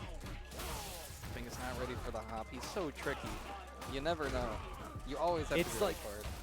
I have so much respect for Smokey because he is genuinely one of the most frustrating people to fight against ever. And Yep. he's so good at it, of just like being like, you're thinking of options like 1 through 3, and then he's like, oh no, I'm gonna do option 5.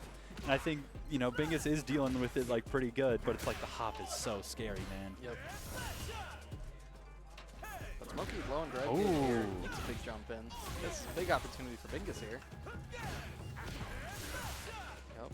Just using that heavy slasher so good. Oh, yeah, that feels bad, yeah.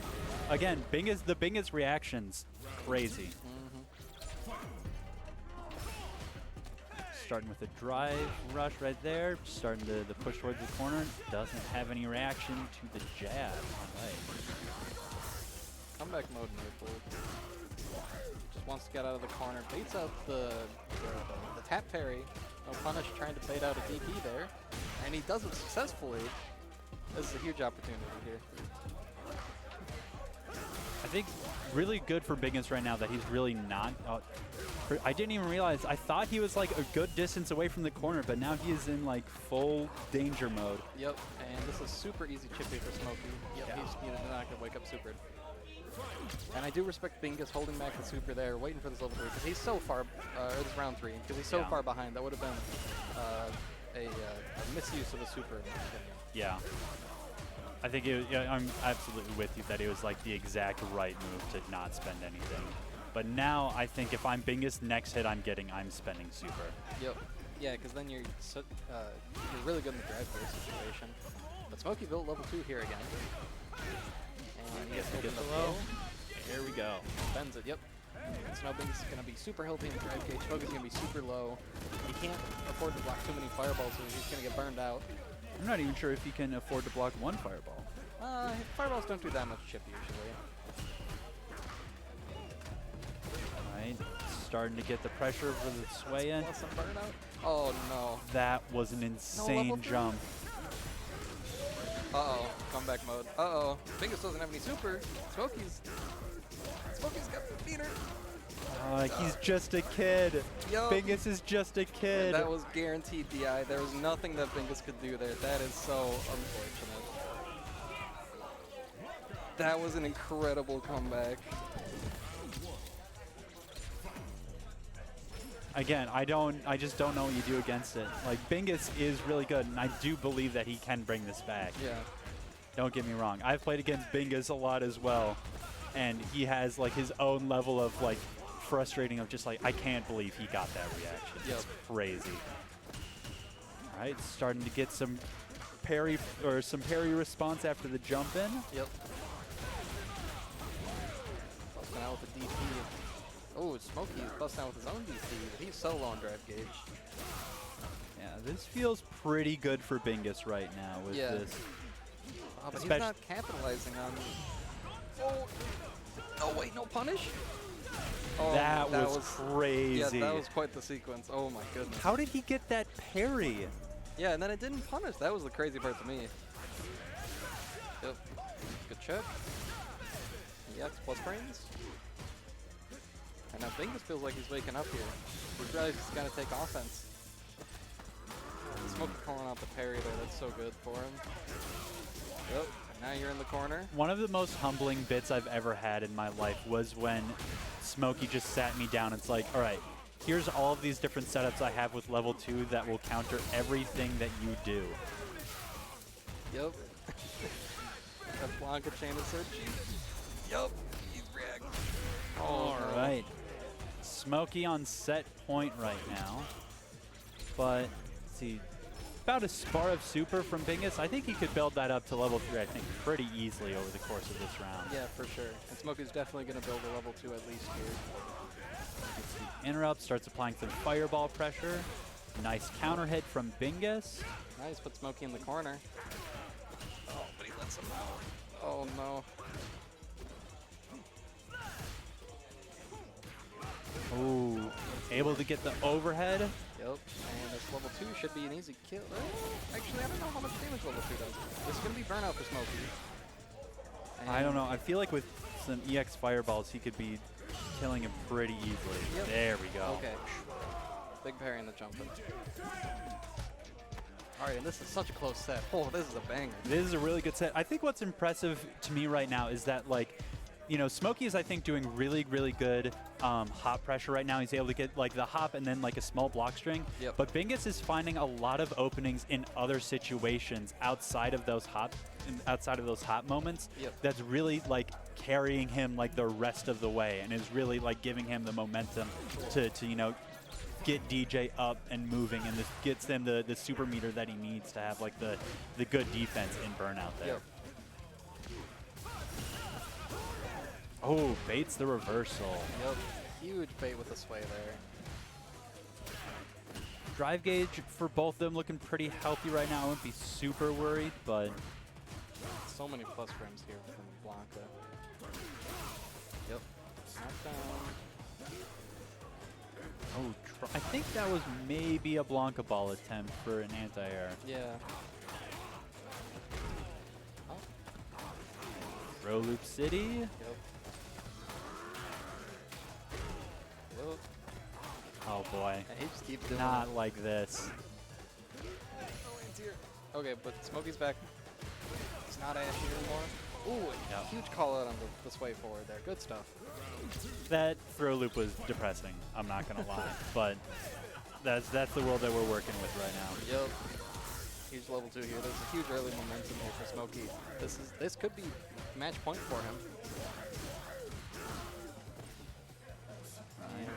Tap parry from Bingus, but Smokey not biting. Ooh, really good parry call out from Bingus right there. Yep. He's going for this VI. Overhead. That's plus. Ooh, There good. we go. There Yep. we Into go. the level 3. I really like this super spend right here. I think it's a good decision. What do Yeah. you think about this level? You know, I agree, because it basically seals this round, because you're in such a dominant drive and health position. Yep. Good Calling out the reversal. hop. Yep. All right, final game, final round for winners finals right now. Who do we got, Chad, coming out of this on top? Good punish. Yep. Checking. Checking a hop. Neither of them biting. They're just staring each other down. Oh, Smokey finally tries to decide the DI, but Bingus ready for it. Yeah. Right.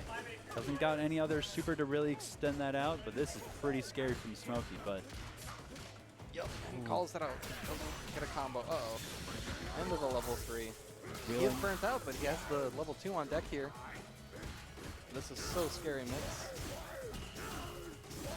able to get some drive back with the parry there. And now Bingus is burnt out. Oh, this is a scrap fight right here. This is a scrap fight till the end. Yep. Smokey out of burnout. Able to put some pressure on. Wakes up with a level 2. Bingus, no. Wow. The grit from Smokey there. That was so gutsy to bait the level 2 there. I'm going to be honest with you. I don't know if I could have done that. Yeah. I mean, I feel like when you're like that close, like in terms of health in both directions, you are feeling desperate both sides.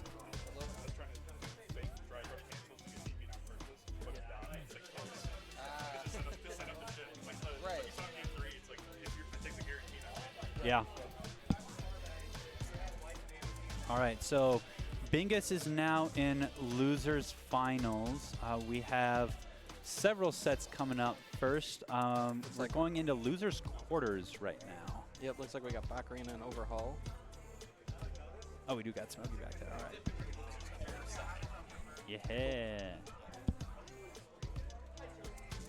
Oh, sorry, Snow, so you're asking about game audio there. I see there's a capture card audio slider Yeah, there. we tried. Oh, that's video. The audio slider's Yeah, right above that. this one we turned up, and it, when we started streaming, this one didn't Oh, work. it just doesn't do anything? So, Okay, that's yeah. unfortunate.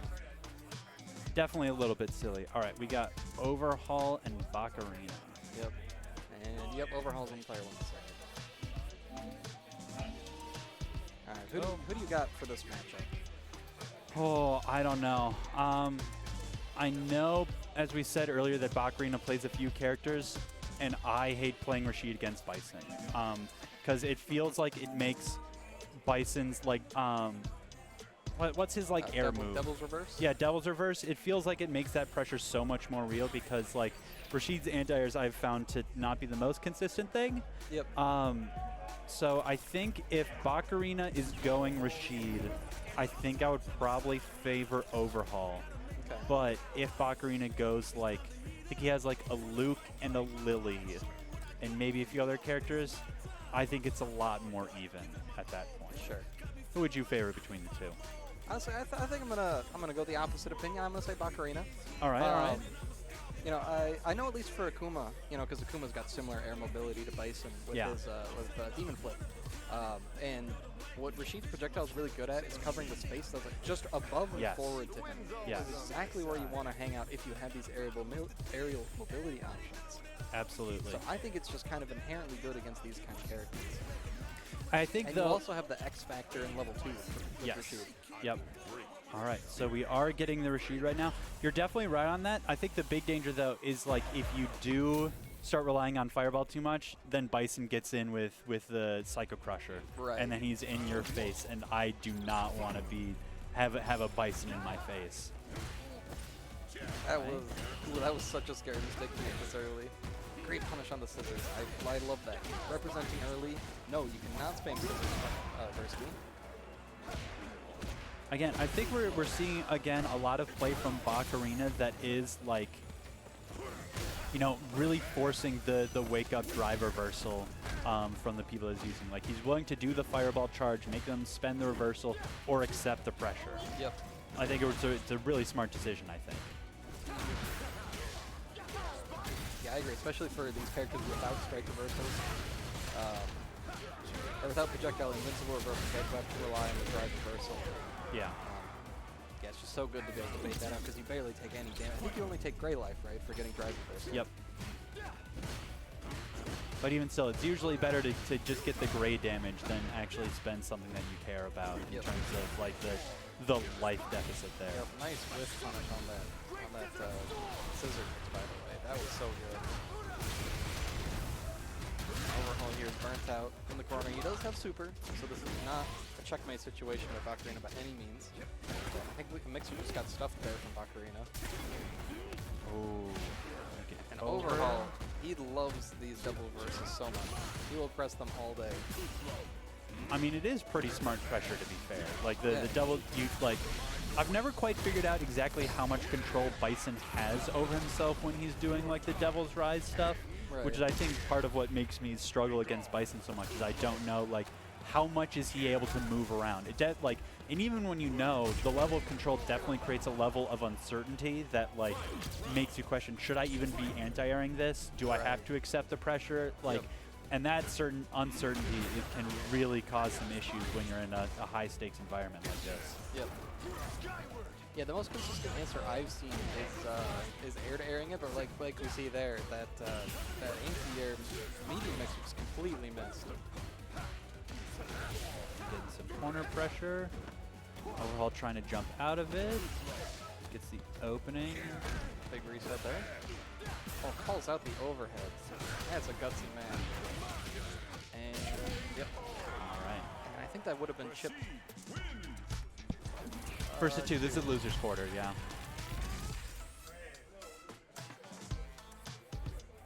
All right. I'm going to have to review this VOD at a later point in time to get the Rashid Bison tricks going on. I mean, even just, like, knowing it's like, yeah, if the jab, or if the scissors are spaced poorly enough, you can punish it with jab, is, I feel like, a really big thing for me. Since in my head, my brain is like, oh, the only thing that can punish that is, like, Ed's crouching light kick.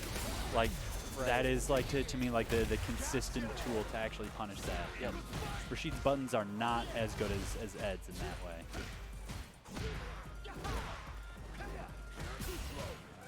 Yeah, one thing I really like that Bakarina is doing is he's not relying on the Fireball to play neutral all that much. Because like you said, the threat of the EX Psycho Crusher is just so much. So instead he's just playing this nice Christmas game. calling out the jumps with the mixers. And he's just not giving him space to set up the Devil's Reverse, which I think is super smart. Using those plus frames, good stuff. Yeah, because the other way to like not worry about the Devil's Reverse, you're right, is actually just to get in Bison's face. Because he's not going to be rising up when you're right there. Exactly. Yep, resets the bomb. Overhaul is a little unhealthy on drive gauge, but it's such good pressure. Oh, that was huge for Bakuina, but I do really respect that drive impact attempt right there. and that was a media overhead, so that's plus. He goes low with the fake overhead. Plus frame. Oh, he doesn't call it the neutral jump. Oh, excellent jump in from Overhaul right there. Able to even up in rounds. Is definitely still scary to be Overhaul right now, since Rashid can, I think, pop out 2 level 2s within the same round right here. Yeah, I think you're right. Oh, is he dead? No, he's at like 90%, because he's going to do a lot of damage. Uh-oh, and he drops the rebound. So this is still a good, really good position. He definitely isn't, I mean, especially right now, he's in death percent, but... Oh, yeah, 100%. Nice call-up. Hey, American reset, let's go. He takes those. Insta rematch for Bakuina. He is ready, he is locked in.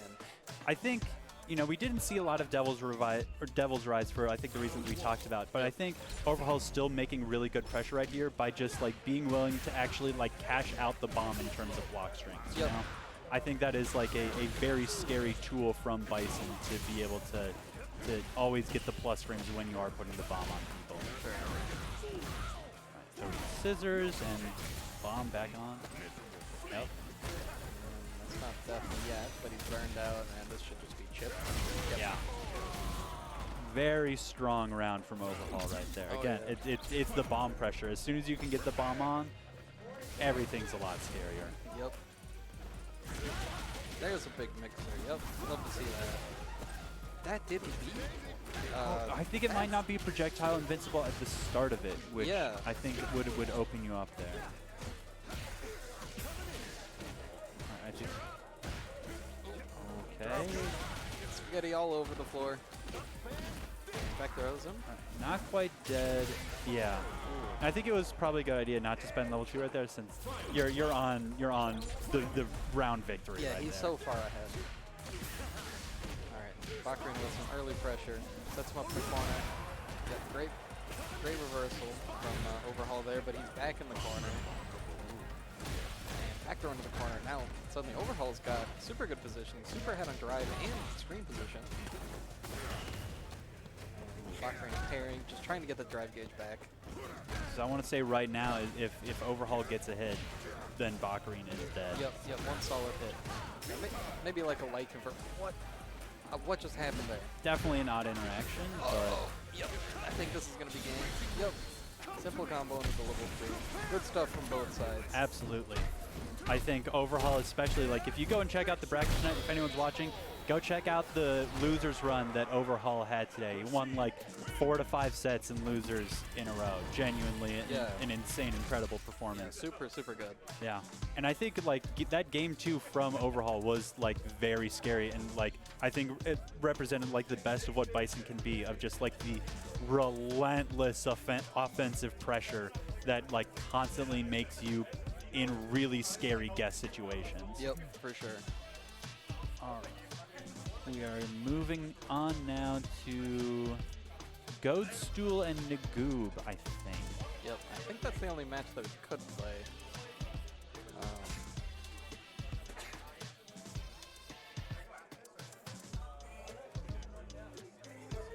And I think we gotta flip those. Perfect. Alright, so this is going to be Rashid versus DJ.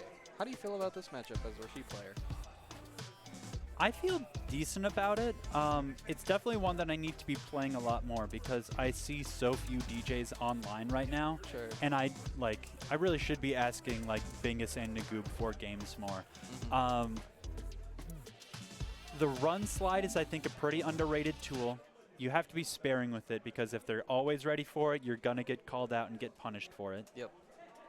But I think a lot of the different options that Rashid has can deal with a good amount of the tools. I think especially Rashid's crouching medium punch is, I think, pretty underrated for a lot of like the faster aerial approaches that DJ's doing.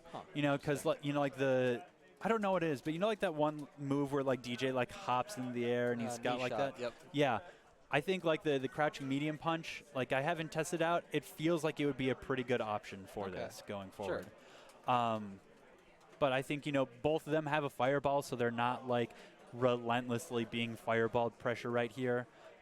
If you want to get really spicy with it, like the EX, like if you are wind enhanced, your EX Eagle Spike can cut through fireballs when you Rashid, which has really helped me in like the Dulcim matchup, for instance. That makes sense. Yep. But honestly, I don't feel awful about the matchup, but I don't feel like it's entirely in Rashid's favor. I think it could pretty easily be like a 5-5 overall. Yeah, this feels very even. Yeah. Especially like the Fireball War. You're talking about a little bit. They both have those multi-hitting fireballs, but you know, at the downside of longer startup. Yeah. So I'm curious how the Fireball War will pan out if they decide to try and play it. And I know Goldstool loves playing the Fireball War. He loves throwing out those charge mixers. I think one of the more interesting parts is that, like, you know, Rashid's normals are so stubby that you're not really, like, going to be challenging a lot of DJ's sway stuff, especially when you do have, like, someone with as good at sway pressure as Nagoob is. Oh, blocks a drive reversal. Suddenly this is really bad for Goldstool, but Nagoob gets back thrown. And he's also almost burnt out. Yep, and Goatstool's so ready for anti-airs in those situations. Oh, what was that from Nagoob? That was definitely punishable. I think the most impressive bit so far, I cannot believe that Nagoob has actually been, like, calling out, like, the aerial approaches from Goatstool right now. Yeah. Like, I didn't think that, like, yeah, just right there, being, like, willing and able to be, like, to have the call out ready to go. Yeah, he is so ready to mash on that. That's so good from his perspective. And Nagoob spending the level 2 here to seal round 1. Excellent, excellent. All right, so this is still losers quarters, so we are still best of 3. Yep, first of 2, best of 3. Yeah, just dancing with this level 2 tornado here. And nice drive reversal from Nagoob saying, "Get off me." I think about as good of a situation for Nagoob as possible. Yeah, he took, what, one throw and he took one drive reversal. He didn't even get a throw off of that, I think. And did he not? He got, like, a lot of drive off of that interaction, which is, I think, like, the big thing that people, I think, forget about Rashid's level 2. Not saying that it, like, shouldn't be nerfed, but you can actually end up in a better situation from than before if you are, like, guessing correctly on stuff. That is true, yeah. And I think this is going to seal it here from Goldstool. Yep, the EX mixer. Very smart. All right. All right, and we are basically even going into the final round, even on meter. Obviously even on life, right? It's just the start of the round.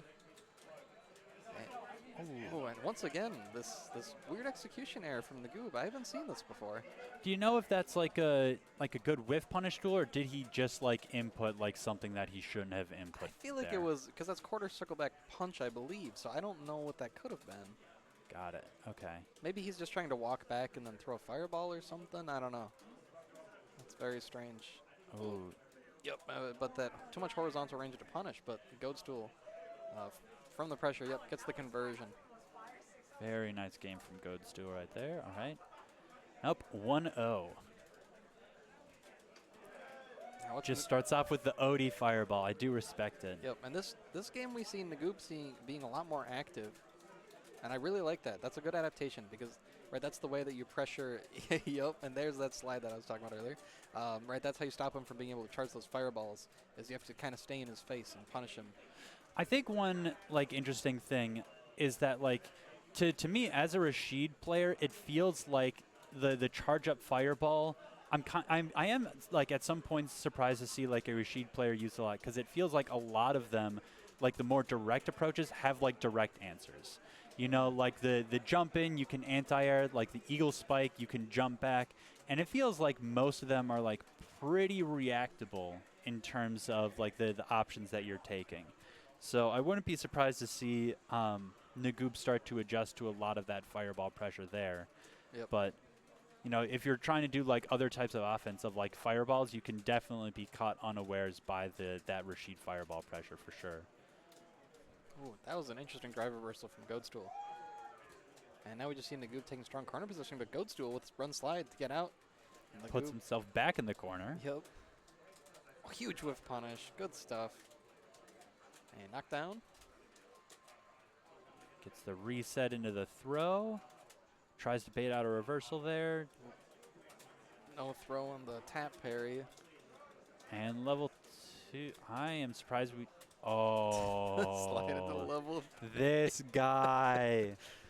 This guy. I've wondered like a few times whether that's possible and whether I should be doing it. You gotta be doing some freak stuff occasionally, man. Yep. You know, that's the call, right? Like, you missed the punish. It's time to eat a level 3. Yeah.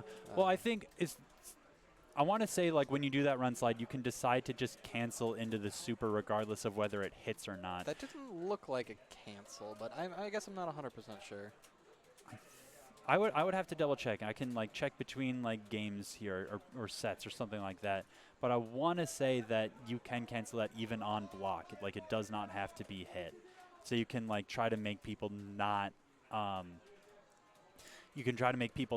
it, but then that does require entire super meters from you if you want to be going down that road. Sure. All right, meanwhile, Goadstool way ahead in this final round.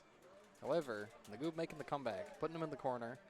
He's way up on drive gauge. Oh. Oh, and that takes it.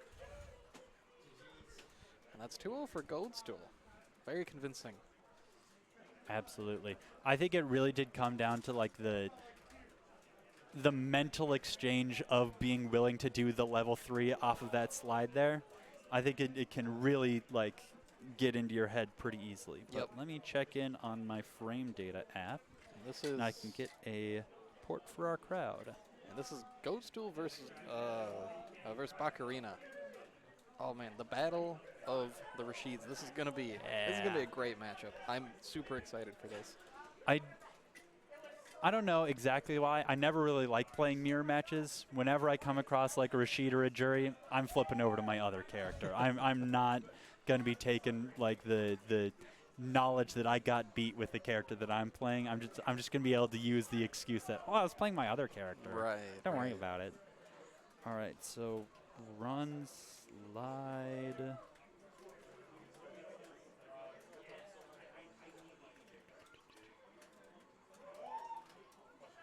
Ooh, okay, so wait, is the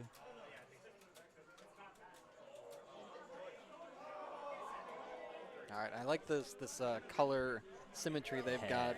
Goadstool with the red and Baccarina with the green. Yeah, let me get that note in for our viewers up top. All right, and we are also on losers semifinals. Yep.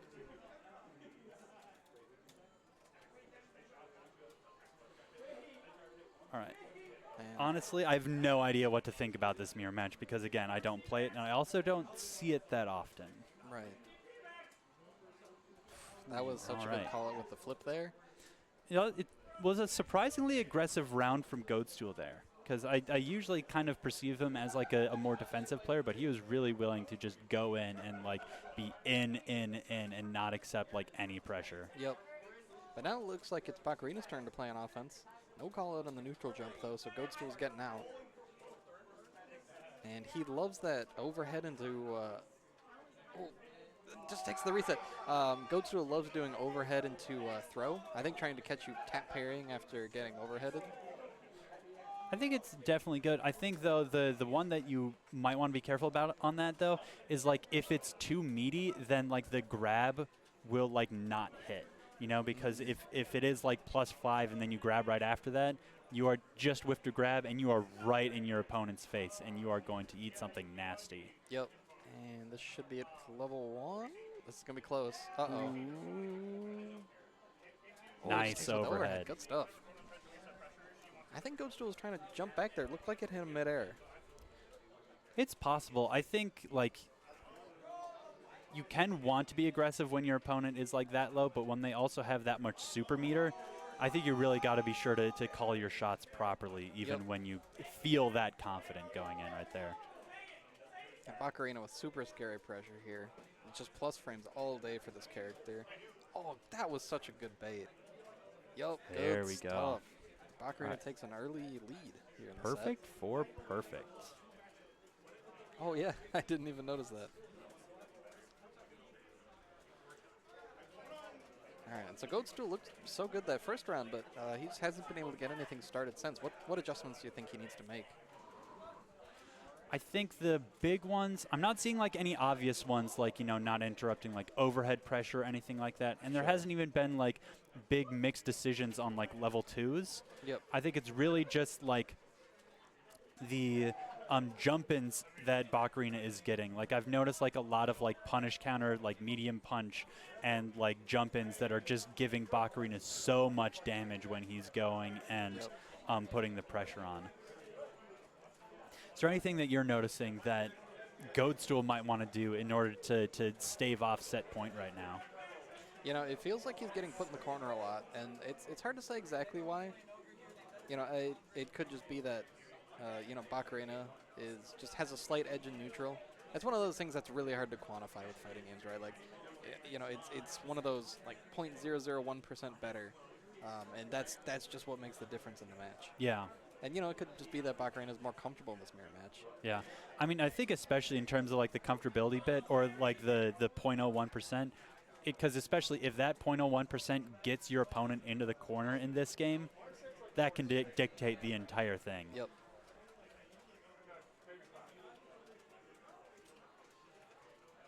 And Bacarina pushing Goatstool to the corner again. Ooh. Gets caught by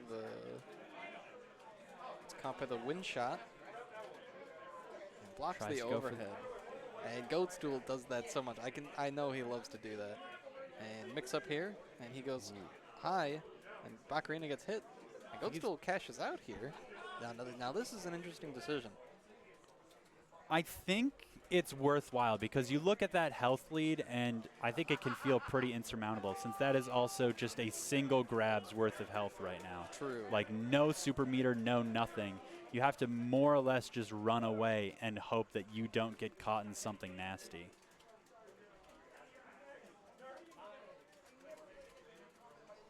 And he gets caught in something nasty.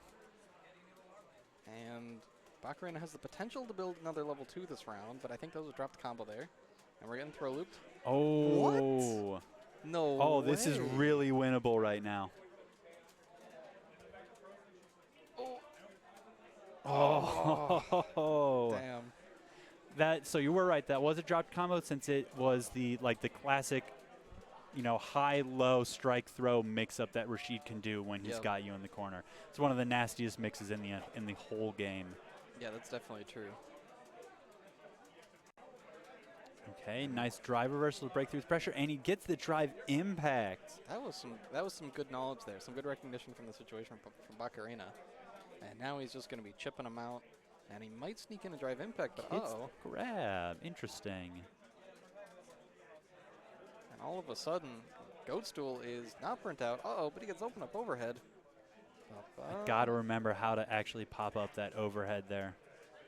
And no level 1. I don't know if he had a route into level 1 there. And now all of a sudden, Bacarina's burnt out.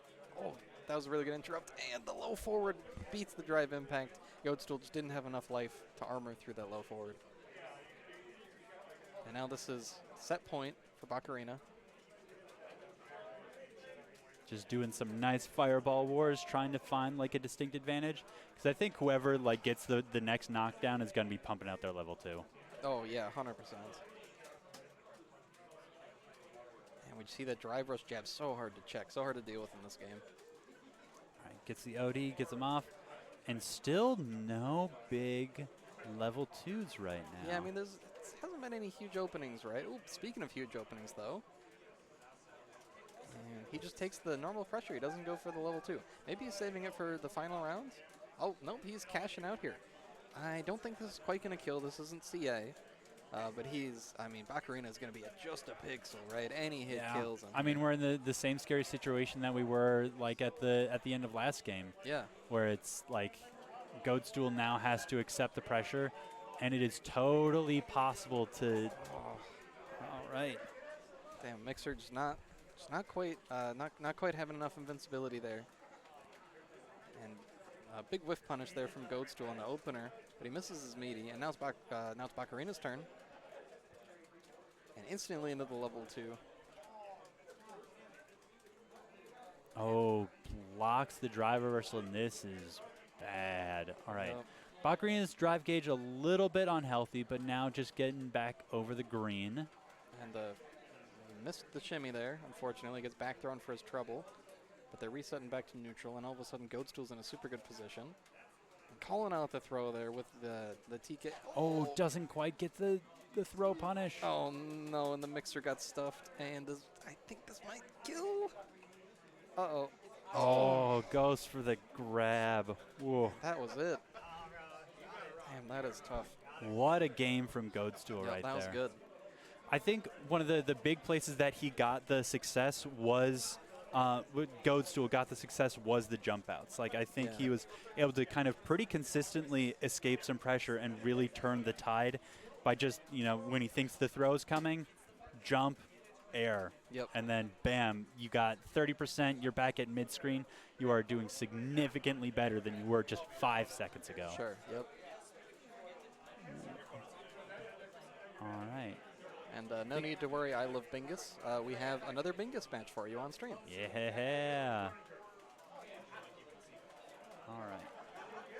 We are now going into losers finals. Let's see. So we'll have Bingus in player 1 spot and Goadstool in our player 2 spot. Yep. All right. Well, I know we just talked about DJ Rashid, so I don't have a whole lot of insightful stuff to say again. But Nagoob and Bingus do play pretty differently. That's I think true. when we had Bingus on stream, he was doing a lot more sway pressure, a lot more reaction-based stuff, and I don't know who I would favor between the two of them. Who do you think will come out on top between Bingus and Goadstool? I think Bingus is gonna play a little too passive. Got it. And okay. so I'm gonna lean towards Goadstool taking this. I could definitely see that, but I think. Got it. Sorry, they were talking to somebody else. It is, I think, a real big toss-up right now because Bingus does have the reactions, but I do think you have a point about the passivity of when Goadstool gets the victory, can Bingus activate his offense enough to overcome the health deficit that would happen once or twice? Yep. Yeah, and for sure this could go either way. Absolutely. I think the big thing that I'll look out for is, does Bingus catch the jumps in the corner? Because I think that as we said at the end of last set, that is what got Goadstool the victory, I think, or at least one of the things that started helping him turn the tide. So what do you do about the jumps? What do you do about level 2 is the big question. Yeah, the thing about DJ players, I feel like they're always sitting on charge, especially when you're in the corner. Yeah. Because they know you want to jump out. Yep. So I can't see Bingus not being ready to catch those neutral jumps. Yeah. Well, and I think that is actually one of the big strengths of DJ is having the charged DP there, because it does check. As long as you're activating at the right time, it will automatically correct to wherever you want it to be going. Yep. So it won't be, as long as you activate it at the right time, you won't have any input issues of oops, I've now DP'd myself into the corner, or oops, I did fireball, or any number of misinputs that could cost you the defense that you're looking for. Sure.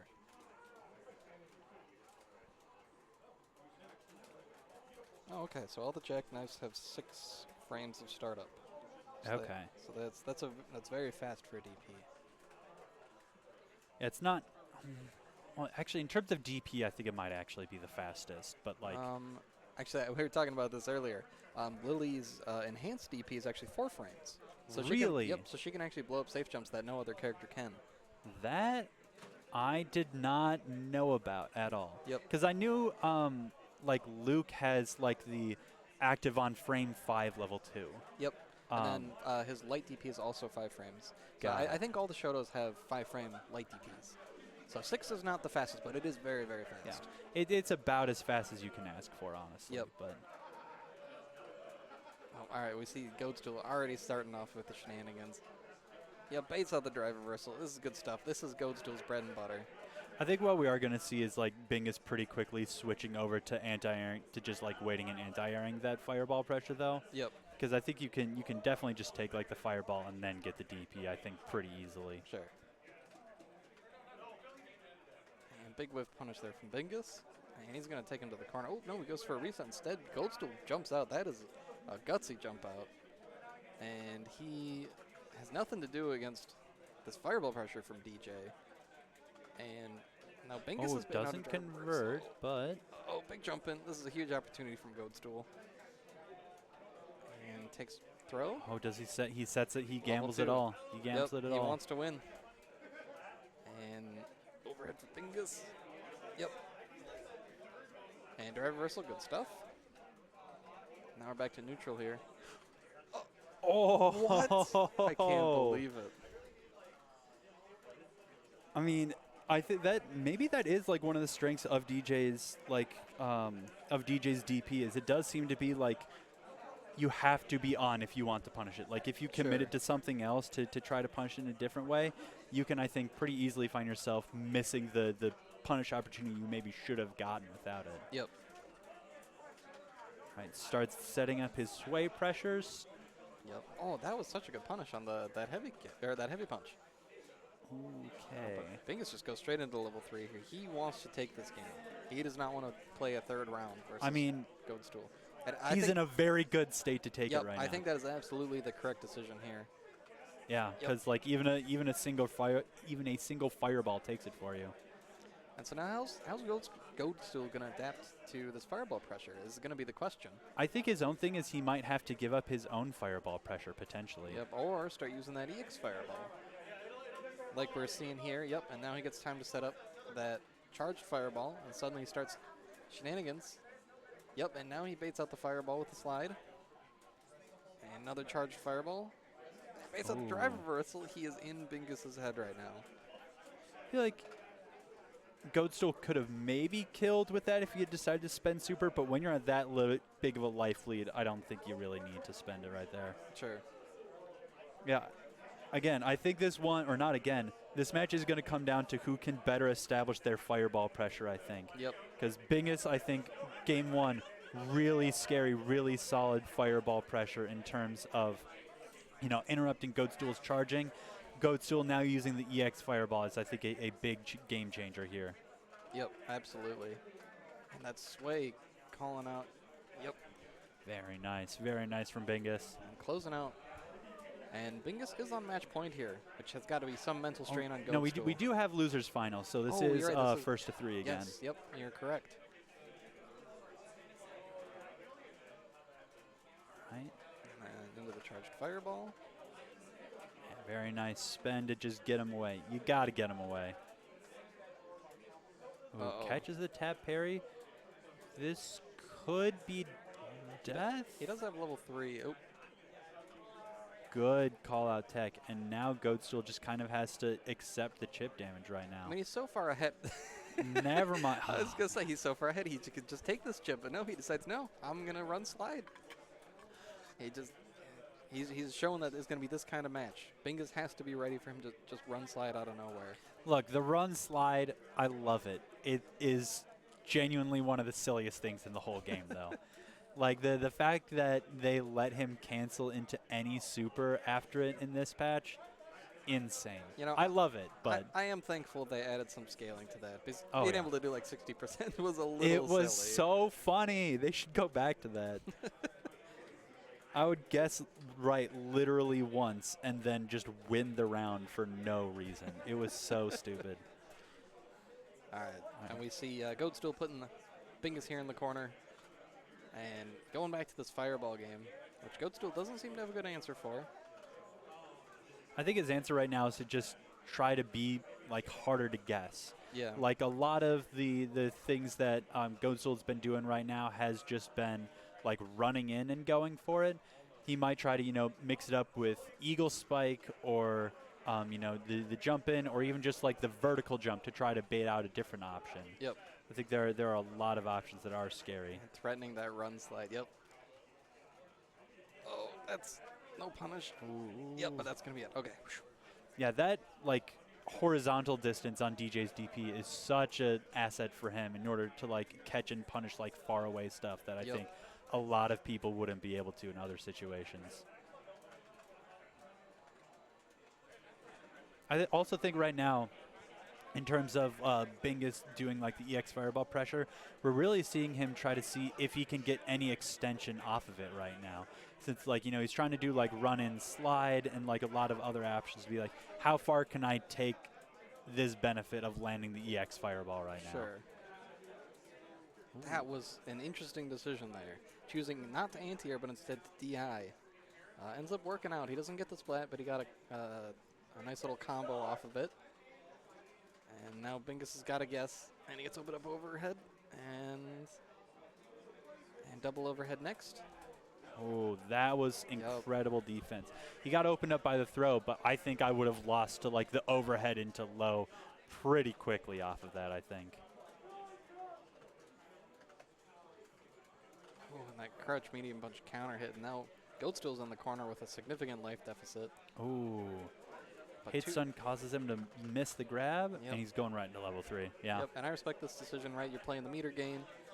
You're getting a huge life lead here. The meter's going to be about a little bit in Bingus' favor, not too much. And he reaches the full screen. Back to this fireball game.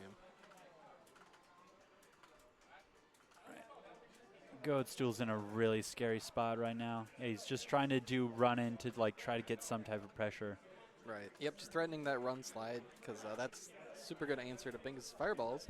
But Bingus calling out the fireball pressure here. And he also gets a really good extension off of it too, which is like the thing I was saying. It's like, how far can you take the EX Fireball gain off of it? Yep. Because like it is, you know, I want to say pretty good damage on its own, but if you can get a juggle and start moving it up to like, you know, 2,500, 3,000 damage, you're now like extremely disincentivizing any fireball play from Goatstool. Yep. Once again, that slide. He loves that slide so much. I mean, I love it. I have to stop using it a lot when I'm playing because a lot of the people that I play with, all of my training partners, I've used it against them so much that they know to block low when I'm running into their face. Yep. And then that's when you break out the run overhead. Uh-oh. That's an unfortunate crumple there from Bingus, but then he drops the combo. I do respect just trying to go for the drive impacts right there. It definitely felt like a lot of the pressure that Goatstool was doing was kind of more vulnerable than he thought it was. Sure.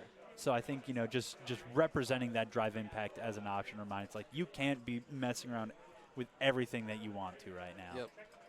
And here I thought he was going to go into the level 2 there, try and get some drive gauge back. But nope. He's just going for that slide again. And he jumps out of the corner. Good throw tech there. And that's going to trade, yep, in Goatstool's favor. And now Bingus is in the corner. We got charged fireball pressure again. Ooh, able to jab through the overhead. Very nice. Yep, Bingus so active on defense right now. I really like that first Goatstool. I don't know who was plus there, but we get a nice back throw from Goatstool. And Goatstool just eating this fireball pressure. And he says enough. Willing to walk himself back into the corner to try to do some fireball pressure. And this should be it if he combos into level 3. Yep. There we go. Yep. And tying it up 2-2 in this loser's final set. I think Bingus has been doing pretty smart stuff with like the fake fireball to try to bait like the run stop, you know? Sure. I think though, like the other way that adaptation's been going on, Goatstool switching over to just like, you know, waiting, parrying, letting Bingus spend some drive before he starts approaching with his drive or with his fireball stuff is I think a pretty good move to try to make the fireball wars here a lot more complex than they were at the beginning of the set. Yep. Oh, and great call out there on the fireball. And this is big damage with that machine gun upper. It's the low, tries to anti-air the jump out. Good defense from Bingus, able to escape both the low and the grab right there. Yep. And There you yep, go. Capture the air jump to out. air, yep. Ooh, no counter DI. I'm surprised by that. Bingus usually gets those. I'm more just glad that he didn't get like normal DI'd off that. I thought he had committed to a sway option that would have left him vulnerable to DI right there. Yeah, Goatstool must have been late, I think, because usually that overhead should be DI-able. And Bingus does burn himself out, but for plus frames. Oh, great DI. And we're seeing a side switch here. And this should be have enough invincibility to go through. Yep. And this is kill? Question mark. I think he might be going for the lower damage side switch one, since I think that's a single hit right now. There you go. Yep. All right. And the chip from Bingus. Good stuff. Bingus on set point now. This has been a hard-fought set. It really has. It's been absolutely grueling, back and forth. All right, starts establishing the fireball game again and gets the excellent jump in. Yep. Oh, and gets the shimmy, but no punish. And yep, throw reset. All right, reversal, get off my face. I think that's the first time he's done that this set, actually. It's now that I definitely think been about a rare thing for Goatstool to do the reversal, which I think is fair since, you know, DJ's damage got hit. He's still a pretty damaging guy, though. Yep. And now sandwiched between him and the tornado. Yep. And taking the plus frames. And they both just back off. Resetting back to neutral. And throw tech. Yep. Not letting him sway in for free. I like that. Trying to get an aerial approach and maybe bait out some kind of mixer right now. There we go. Ooh, good reversal. Calling out the pressure from Bingus right there. But now in burnout. Able to get the jump over and get the kill. All right. That was a turkey cross-up. I would not have blocked that either. That can be, I think, one of like the trickier things is like when Rashid is in like the perfect range to allow him to do cross-ups after that fireball pressure, that can get really, really scary. Yep. All right, good reversal from Bingus. Get out any of the fireball pressure from Rashid. Yeah, just let him jump around for right now. Yep.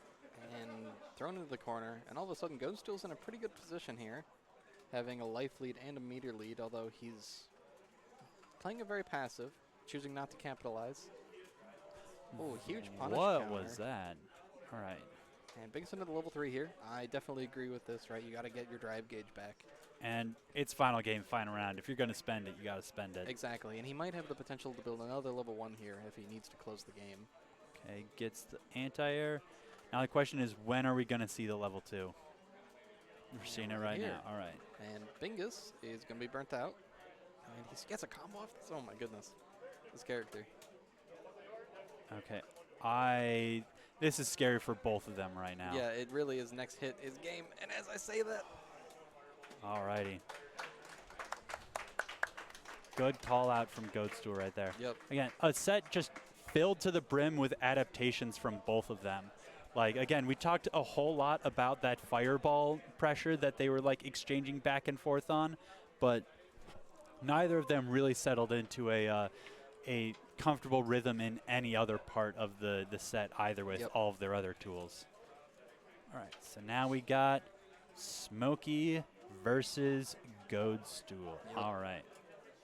And so Smokey on the winner's side, so Goatstool needs to win 2 best of 5 sets to take this to take the bracket.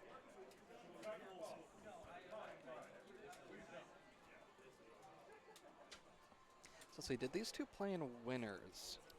I don't think so. I cannot remember. Yes, they did. They played in winners Oh, semis. yeah. Yep, All right, it was a 2-1 from Goatstool, but from Smokey. sorry, yeah, that's what I meant. Yeah, so I seem to remember it's a pretty close set. So I'm very excited to see if they go the distance here. Yep. And so I'm anticipating the Blanc again from Smokey. It didn't I can feel see like it. he was incentivized to switch to Ed at all.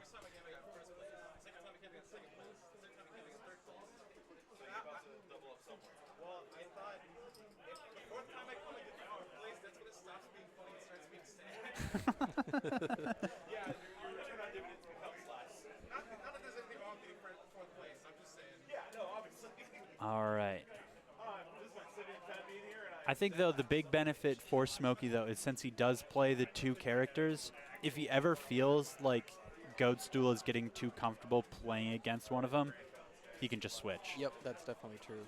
Yeah, and it's, you know, they're so fundamentally different, right? You have Blanca, who's all about shenanigans and mix, and can you react? And then on the other hand, you have Ed, who's kind of the diametric opposite, where he tests your fundamental skills. Yep. You know, your whiff punishing, your spacing, and all that. So it allows him to test you in different ways. Yeah. And it also, I feel like the way that Smokey's playing Ed right now, he's really good at, like, using Flicker to, like, get the plus frames, even in this current patch when it is a lot scarier to be using Flicker than it was before. And we see a big whiff punish here, right out the gate for Smokey.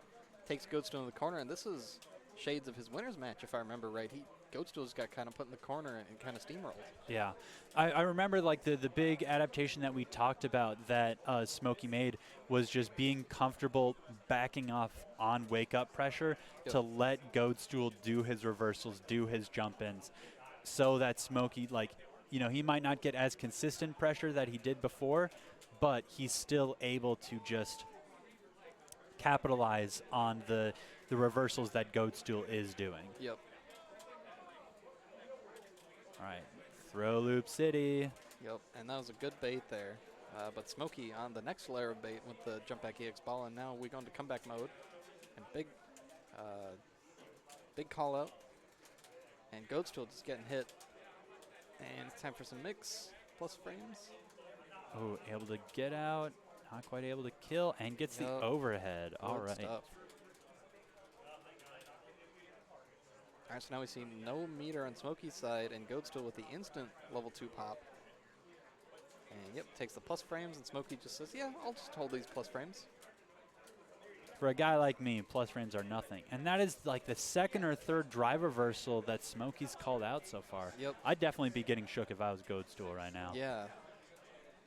I love that conversion off of Rashid. That's one of my favorite conversions to work on. Getting like the air fireball into like 3,000 damage is insane. Yep. And Smokey, parrying it out. Ooh, nice call out. And into the reset with the hop. And plus frames into the level 2. I didn't even notice he had that. And this might be burnout for Goatstool. Yep, there it is. Oh, able to escape. Not quite able to get the pressure that he wants, though. Yep. And wait, he has a burnout. Yeah, he has a DI here. Yep, and this might be it. I mean, Blanca-chan makes it hard, but... Oh, he's going for the double mix. Oh! I can't... What the hell happened? Oh, and... Look, Blanca's a freak. Yeah. Blanca's a freak. He's got weird, freaky little freak stuff. Mm-hmm. And Smokey Bear takes first blood in his grand final set. All right. I'm going to see how many drive reversals Goatstool's going to end up using in the rest of this, like this game specifically, while he's trying to, like, you know, remind Smokey that he doesn't have the read on him there. Yep. That's such good knowledge, knowing exactly how to punish that perfect parry on the Blanca ball. And calls out the parry, but no punish. Just takes the drive gauge damage. Yep. And it's back to neutral. They're hopping, they're chilling, they're throwing fireballs. Smokey's trying to corner him. Ooh, and the scoop. Good conversion off of that. Yep. Getting plus frames. The jump back, though, so scary from Goatstool. You know, no matter how much you answer it, he will just continue to represent it. Yeah. And nice anti-air there in the jump in. Smokey trying to get in over that fireball and gets killed for his trouble. All right, just the walk in, and he gets caught by the level 2. Honestly, that could have been a lot worse. Yeah, like, that's true. He's doing fine on drive right now, and that didn't do that much damage. That's true. Right, going and getting the large conversion again. And Goatstool holding parry there. It's going to get so much damage for his trouble. But just busting out with the DP. Says, I don't care. Oh, calls out the hop with a grab. Tries to get a throw loop started. Gets opened up off of that. I wonder if he thought that was a cross-up. I definitely did. But the neutral jump, medium kick, working out. I feel like, though, like, you know, with Goadstool being directly above him, Blanca Ball might have worked. Again, I'm not a Blanca expert, so I'm not going to try to claim his that Blanca there was Ball is something very missing there. horizontal. I've played against a lot of Smokey. Got it, I okay. played against Smokey a lot, I should say. Yep, and good knowledge. That is, while that does hit meaty, Rashid is stuck in enough recovery that you can DP that every time. Yeah. Able to get the conversion off. Yep. All right, Smokey's almost at level 2 right now, so I think both of these guys are going to be popping their big pressure scenarios. And Yep. he's going to counter the, yep. And this is big situation here. He burns himself out. Not going to kill here. He's going to go for a nice setup, though. And baits out the super. There yep. we And go. just medium punch into ball. Good stuff. Smokey goes up 2-0. This is so convincing, way more convincing than that winner's semis match. He is absolutely ready for everything that Goadstool has to offer. Yeah. I think the big thing, I don't remember like the full success rate that Smokey had with the hop, but I know in this set he is getting the hop constantly. Yeah, like I don't remember him representing hop that much in game or in their winner's semis match. I wonder if he noticed something about during his game from Bingus. Maybe he noticed something that we didn't in terms of Goadstool's reaction time. it's quite possible, yeah. I am curious. Let's see. We're probably no drive impact ability from Smokey. And Goadstool definitely has the anti-air. He's able to go and bait out the throw right there, and he's almost out of burnout. So I think we're going to be seeing a drive impact decently soon from Goadstool. No, I don't. Okay. Yep. You just chip there. Yeah, I would have been surprised. You know, Smokey in bracket, he is amazing at reacting to DI. Yeah. I feel like though sometimes, like especially in that situation, you might just want to like test him on it, because when you have like as big of a life lead as Goadstool did right there, make him burn a bar of super or take the round. It's I think either way right there is a really big win-win. That was a big drop. Drops the combo. That was the game-winning combo right there. Yeah, I was so sure that Goadstool was going to start the comeback. And he should be able to DI here. Yep. And this is going to burn out Goadstool. And all of a sudden, this is super scary for Goadstool. This is absolutely winnable as well. Yep. And Smokey just backs off. Does not want to mess with that wake-up level 3. Yep. And that hop again, This character's so cheap. And that doesn't hit. Okay, bops out the level 2. And that hits him out of the slide. Oh, and that was chip even if he blocked. That's tough. Whoa. And I hear Smokey saying that he wanted to get level 1 there. Yeah. That makes sense in that situation. I think the big thing that I would want to see, like adaptations, if I was Smokey, like the jumps that Goadstool is doing right now, I think are the big place that he's getting opened up right now. Sure. You know, like coming in for something and then just like, yep, I'm just gonna jump.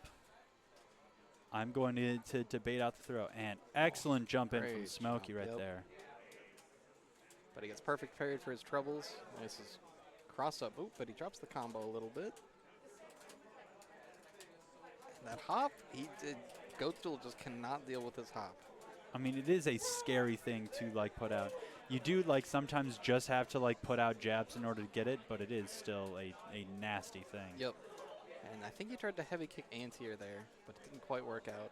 And now Smokey's in the corner.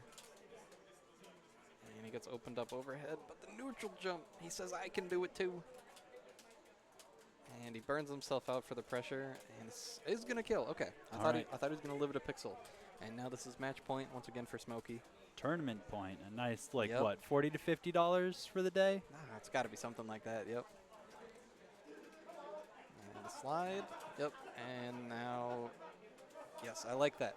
I was so worried he was going to wake up parry because he was worried I was going to get hit by the tornado, but he back rolled, which got him out of the corner. That was such a good bait. Ooh, this is big trouble. Yep, and so Smokey's in such a good position here, and the X Mixer hits the jump back. And Doesn't quite get the Blanca ball. yep. Sends him off. Okay, now we're back to neutral. Smokey got a little bit of the level 2 super though. Yep. He just blocks that. Okay. And Gets the slide into level 1. You never see it coming. yep. But Oh, now man. Goatstool doesn't have any super meter for this final round. He's not going to be able to pop level 2 for quite a while. It's definitely defensively very scary right now. Yeah. All that being said, Goatstool, I haven't thought about it too much, but he isn't the kind of Rashid that is really dependent on level 2. I think, like, especially if you feel like your opponent has like the reads down in terms of like when to parry and when to accept it or when to take the throw. Yep. It can, I think, actually be like a very scary thing to put out because suddenly they've got 3 more bars of drive than they did like 5 seconds ago. Yep. I really expected a hop there from Smokey, but he's respecting. Yep, goes into the level 2. Comeback mode enabled, and he's going to burn Goatstool out here. And will we see a DI from Smokey? He hasn't tested Goatstool's reactions at all. And he goes for it, yep. Even still, this round feels pretty, like, not impossible for Smokey to win, but definitely feels hard to win. Yeah, he's going to need some shenanigans, but this is a good start. And he gets the double mix off the doll. But Goatstool gets out, goes into the level 2 right away. Great EXDP. Oh, he didn't get hit. I was sure he was going to get hit on the way down. And he's got to hold this chip. Oh, but just sends the drive impact at him. That was such a good wait, because if you do it instantly, you know Smokey's waiting for that, right? But if you just but that back up. slight delay, right, that just throws off like, wait, is he really going to drive impact? That was so good. Yeah, because I probably would have like backed off and done like heavy punch into like the heavy cyclone like pressure. Yep. Since that's I think like a pretty reliable way for Rashid to get plus frames, but I think just back off DI, like, again, you got to be unpredictable at the highest level. That's what makes like top level players really scary. All right, sends him away. All right, just back to neutral right now and gets the uppercut off of that. There we go. That late Blanca ball. Yeah, Still got the DPs despite it all. Oh, he had him. He had the right idea. Okay. But Goatstool representing that run, just block. Uh-oh, but he's getting mixed. Oh, yep, there we go. It's the DP. Good All right, anti-air. Goatstool on reset point right now. Yeah, it was looking so good for Smokey, but now all of a sudden it feels like Goatstool's in the driver's seat. All right, starts calling Punish out count the after that. parry option. Ooh, gets the reset into the grab. Yep, nice tick throw. I could Nice maybe tick throw. even see Smokey start doing command throw if he gets like confident enough in what's going down right now. Yep, into the level 3. Now this is going to be carry him all the way to the corner and get him a good setup. Oh, but Goatstool just says none of that.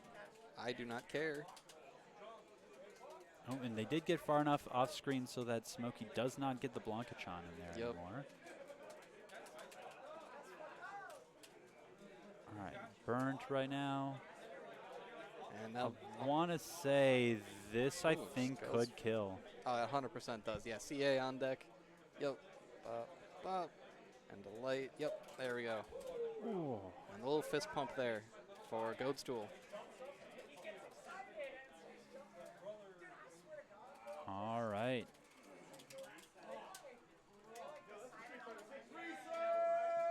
And this is a grand finals reset here. So does he switch to Ed? And he does. That was a very fast switch to Ed.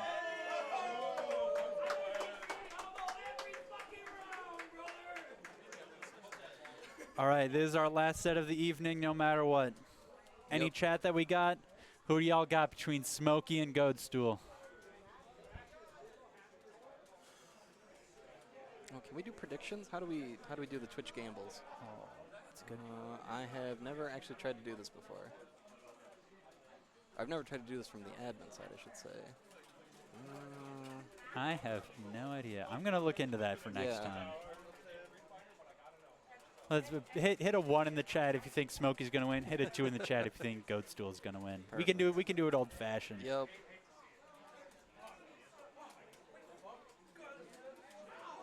Oh, yep. And that's, I think, what's been messing up Smokey a lot is like those really tricky jumps where you just keep on jumping and you keep on jumping just to bait out the throw. Yep.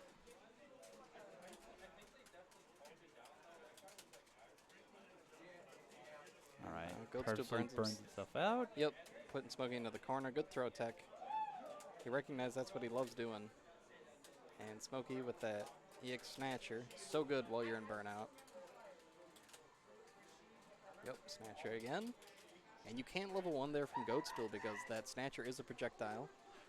Oh, that's a good point. Oh, calls out the reversal. Interesting. And Smokey has not represented a lot of reversals. So that's a very interesting caller from Goatstool. He was so ready.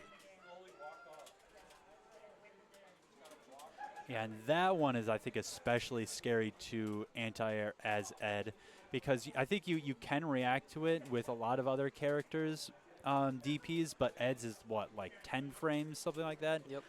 Really slow, so you have to be either be, like, completely on it or, like, being really willing to, like, commit to a hard guess of a DP there. Yep.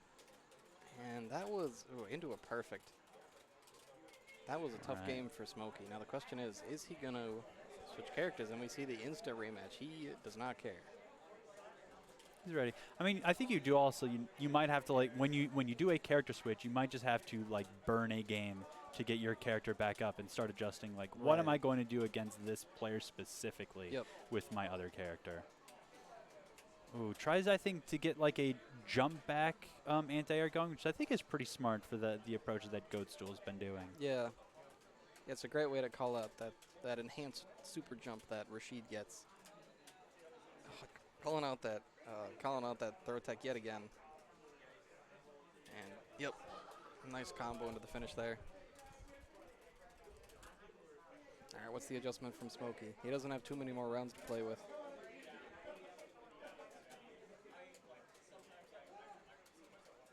No whiff punishes. Goatstool just pressing buttons in his face. Trying to go for the air to air. Gets back thrown for his treble. Yep, blocks the overhead. Yep, you're plus there. Right. Smokey starts getting some pressure going right here. Yep. And that projectile meat is super strong from Ed. That's something I definitely need to implement into my Ed gameplay a whole lot more. It's one thing I need to, like, sit down and, like, all right, when I get the knockdown, which knockdowns can I start doing the fireball pressure on? Sure. Since it leaves you, like, not only super plus, but it covers that level 1, like, really, really well. Yep, and that EX Snatcher, once again, super plus, super good. But Goatstool's going for that slide yet again. I think he could have gone into level 3 and killed there, but he chooses not to. And Smokey pressing buttons, burned out. And there's the slide into level 3, and this is definitely going to kill. All right, Goatstool up 2-0 in our losers bracket, or our losers grand finals reset right now. Yep. All right. Well, and no switch. And he instant locks in. He is hard committing to Ed. There is going to be no more Blanca this set. All right, I do like the adjustments that Smokey's been making to, like, try to do like Goatstool's own game of, like, after the jump go or try to, like, do some jumps in the corner to try to, like, call out, like, the throw attempt, like, pretty hard. Yep. And throw loops. Yep. Great mash. Recognizes that wasn't real. Oh, but Goatstool just busting out, says, I don't care. And once again, calling out the throat.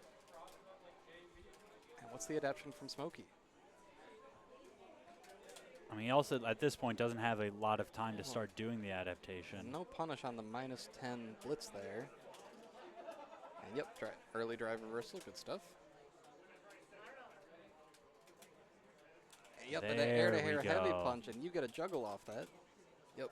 Just goes for a basic sweep to keep it nice and simple and starts our throw loop pressure going again. There we go. Great shimmy. He should be able to kill. Yep, spends the level 1. Does not want him to live. Yep, good stuff. Now he's getting his game going. All right, Smokey. I think that might be the first time this specific set that Smokey's gotten around. So I think the Ed is whiff starting to punish. wake back up. Yep. Yeah, we definitely see he's online. That was a huge whiff punish on that heavy punch. And yep, just keeping him locked down in that corner.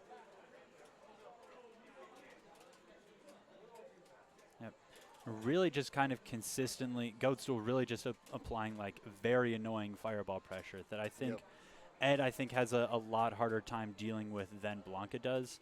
Because Blanca, can do Blanca ball or like a number of other things, but... Catches the late tech but drops the combo. Unfortunate. He's just backing off. Goatstool hopping around, threatening that slide. And he just gets in. No DP on the neutral tech.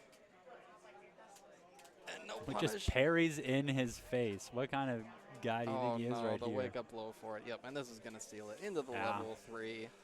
And Goatstool Ooh. is your Run the Mix champion.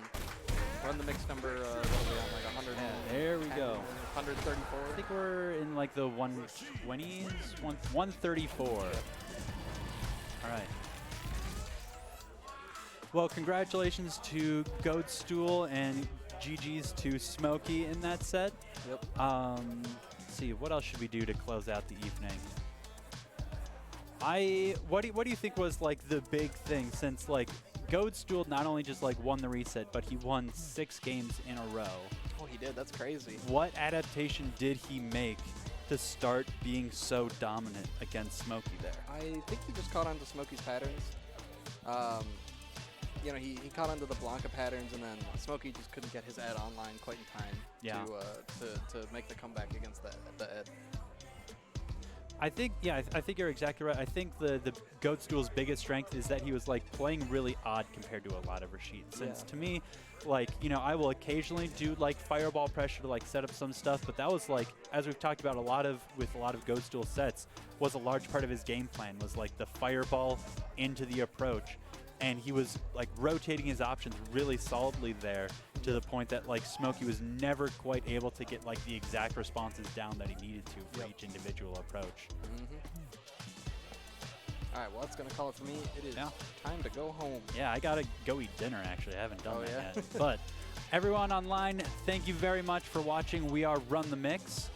We are a Roseville, Minneapolis-based fighting game organization. If anyone wants to come down and play some Street Fighter 6, Tekken 8, Guilty Gear Strive, and a number of other games, we have a Twitter account, a Blue Sky account, and a Discord account if anyone would like to hop in and get some games for this and a number of other games going on. We also have a Discord, which I think I mentioned already, and we'll be starting a throwback series on every other Friday for older games like Virtua Fighter 5, Marvel vs. Capcom 3, and other things of those veins. So if y'all looking to play some fighting games and you're in the Minneapolis area, head on down. I am the Darkest Link. You can find me on Discord, Twitter, and Blue Sky under that same handle. Oh. You keep doing your thing. I'm going to actually All right. showcase the beautiful people who've been doing the work today. No problem. We're going to get a quick camera transition.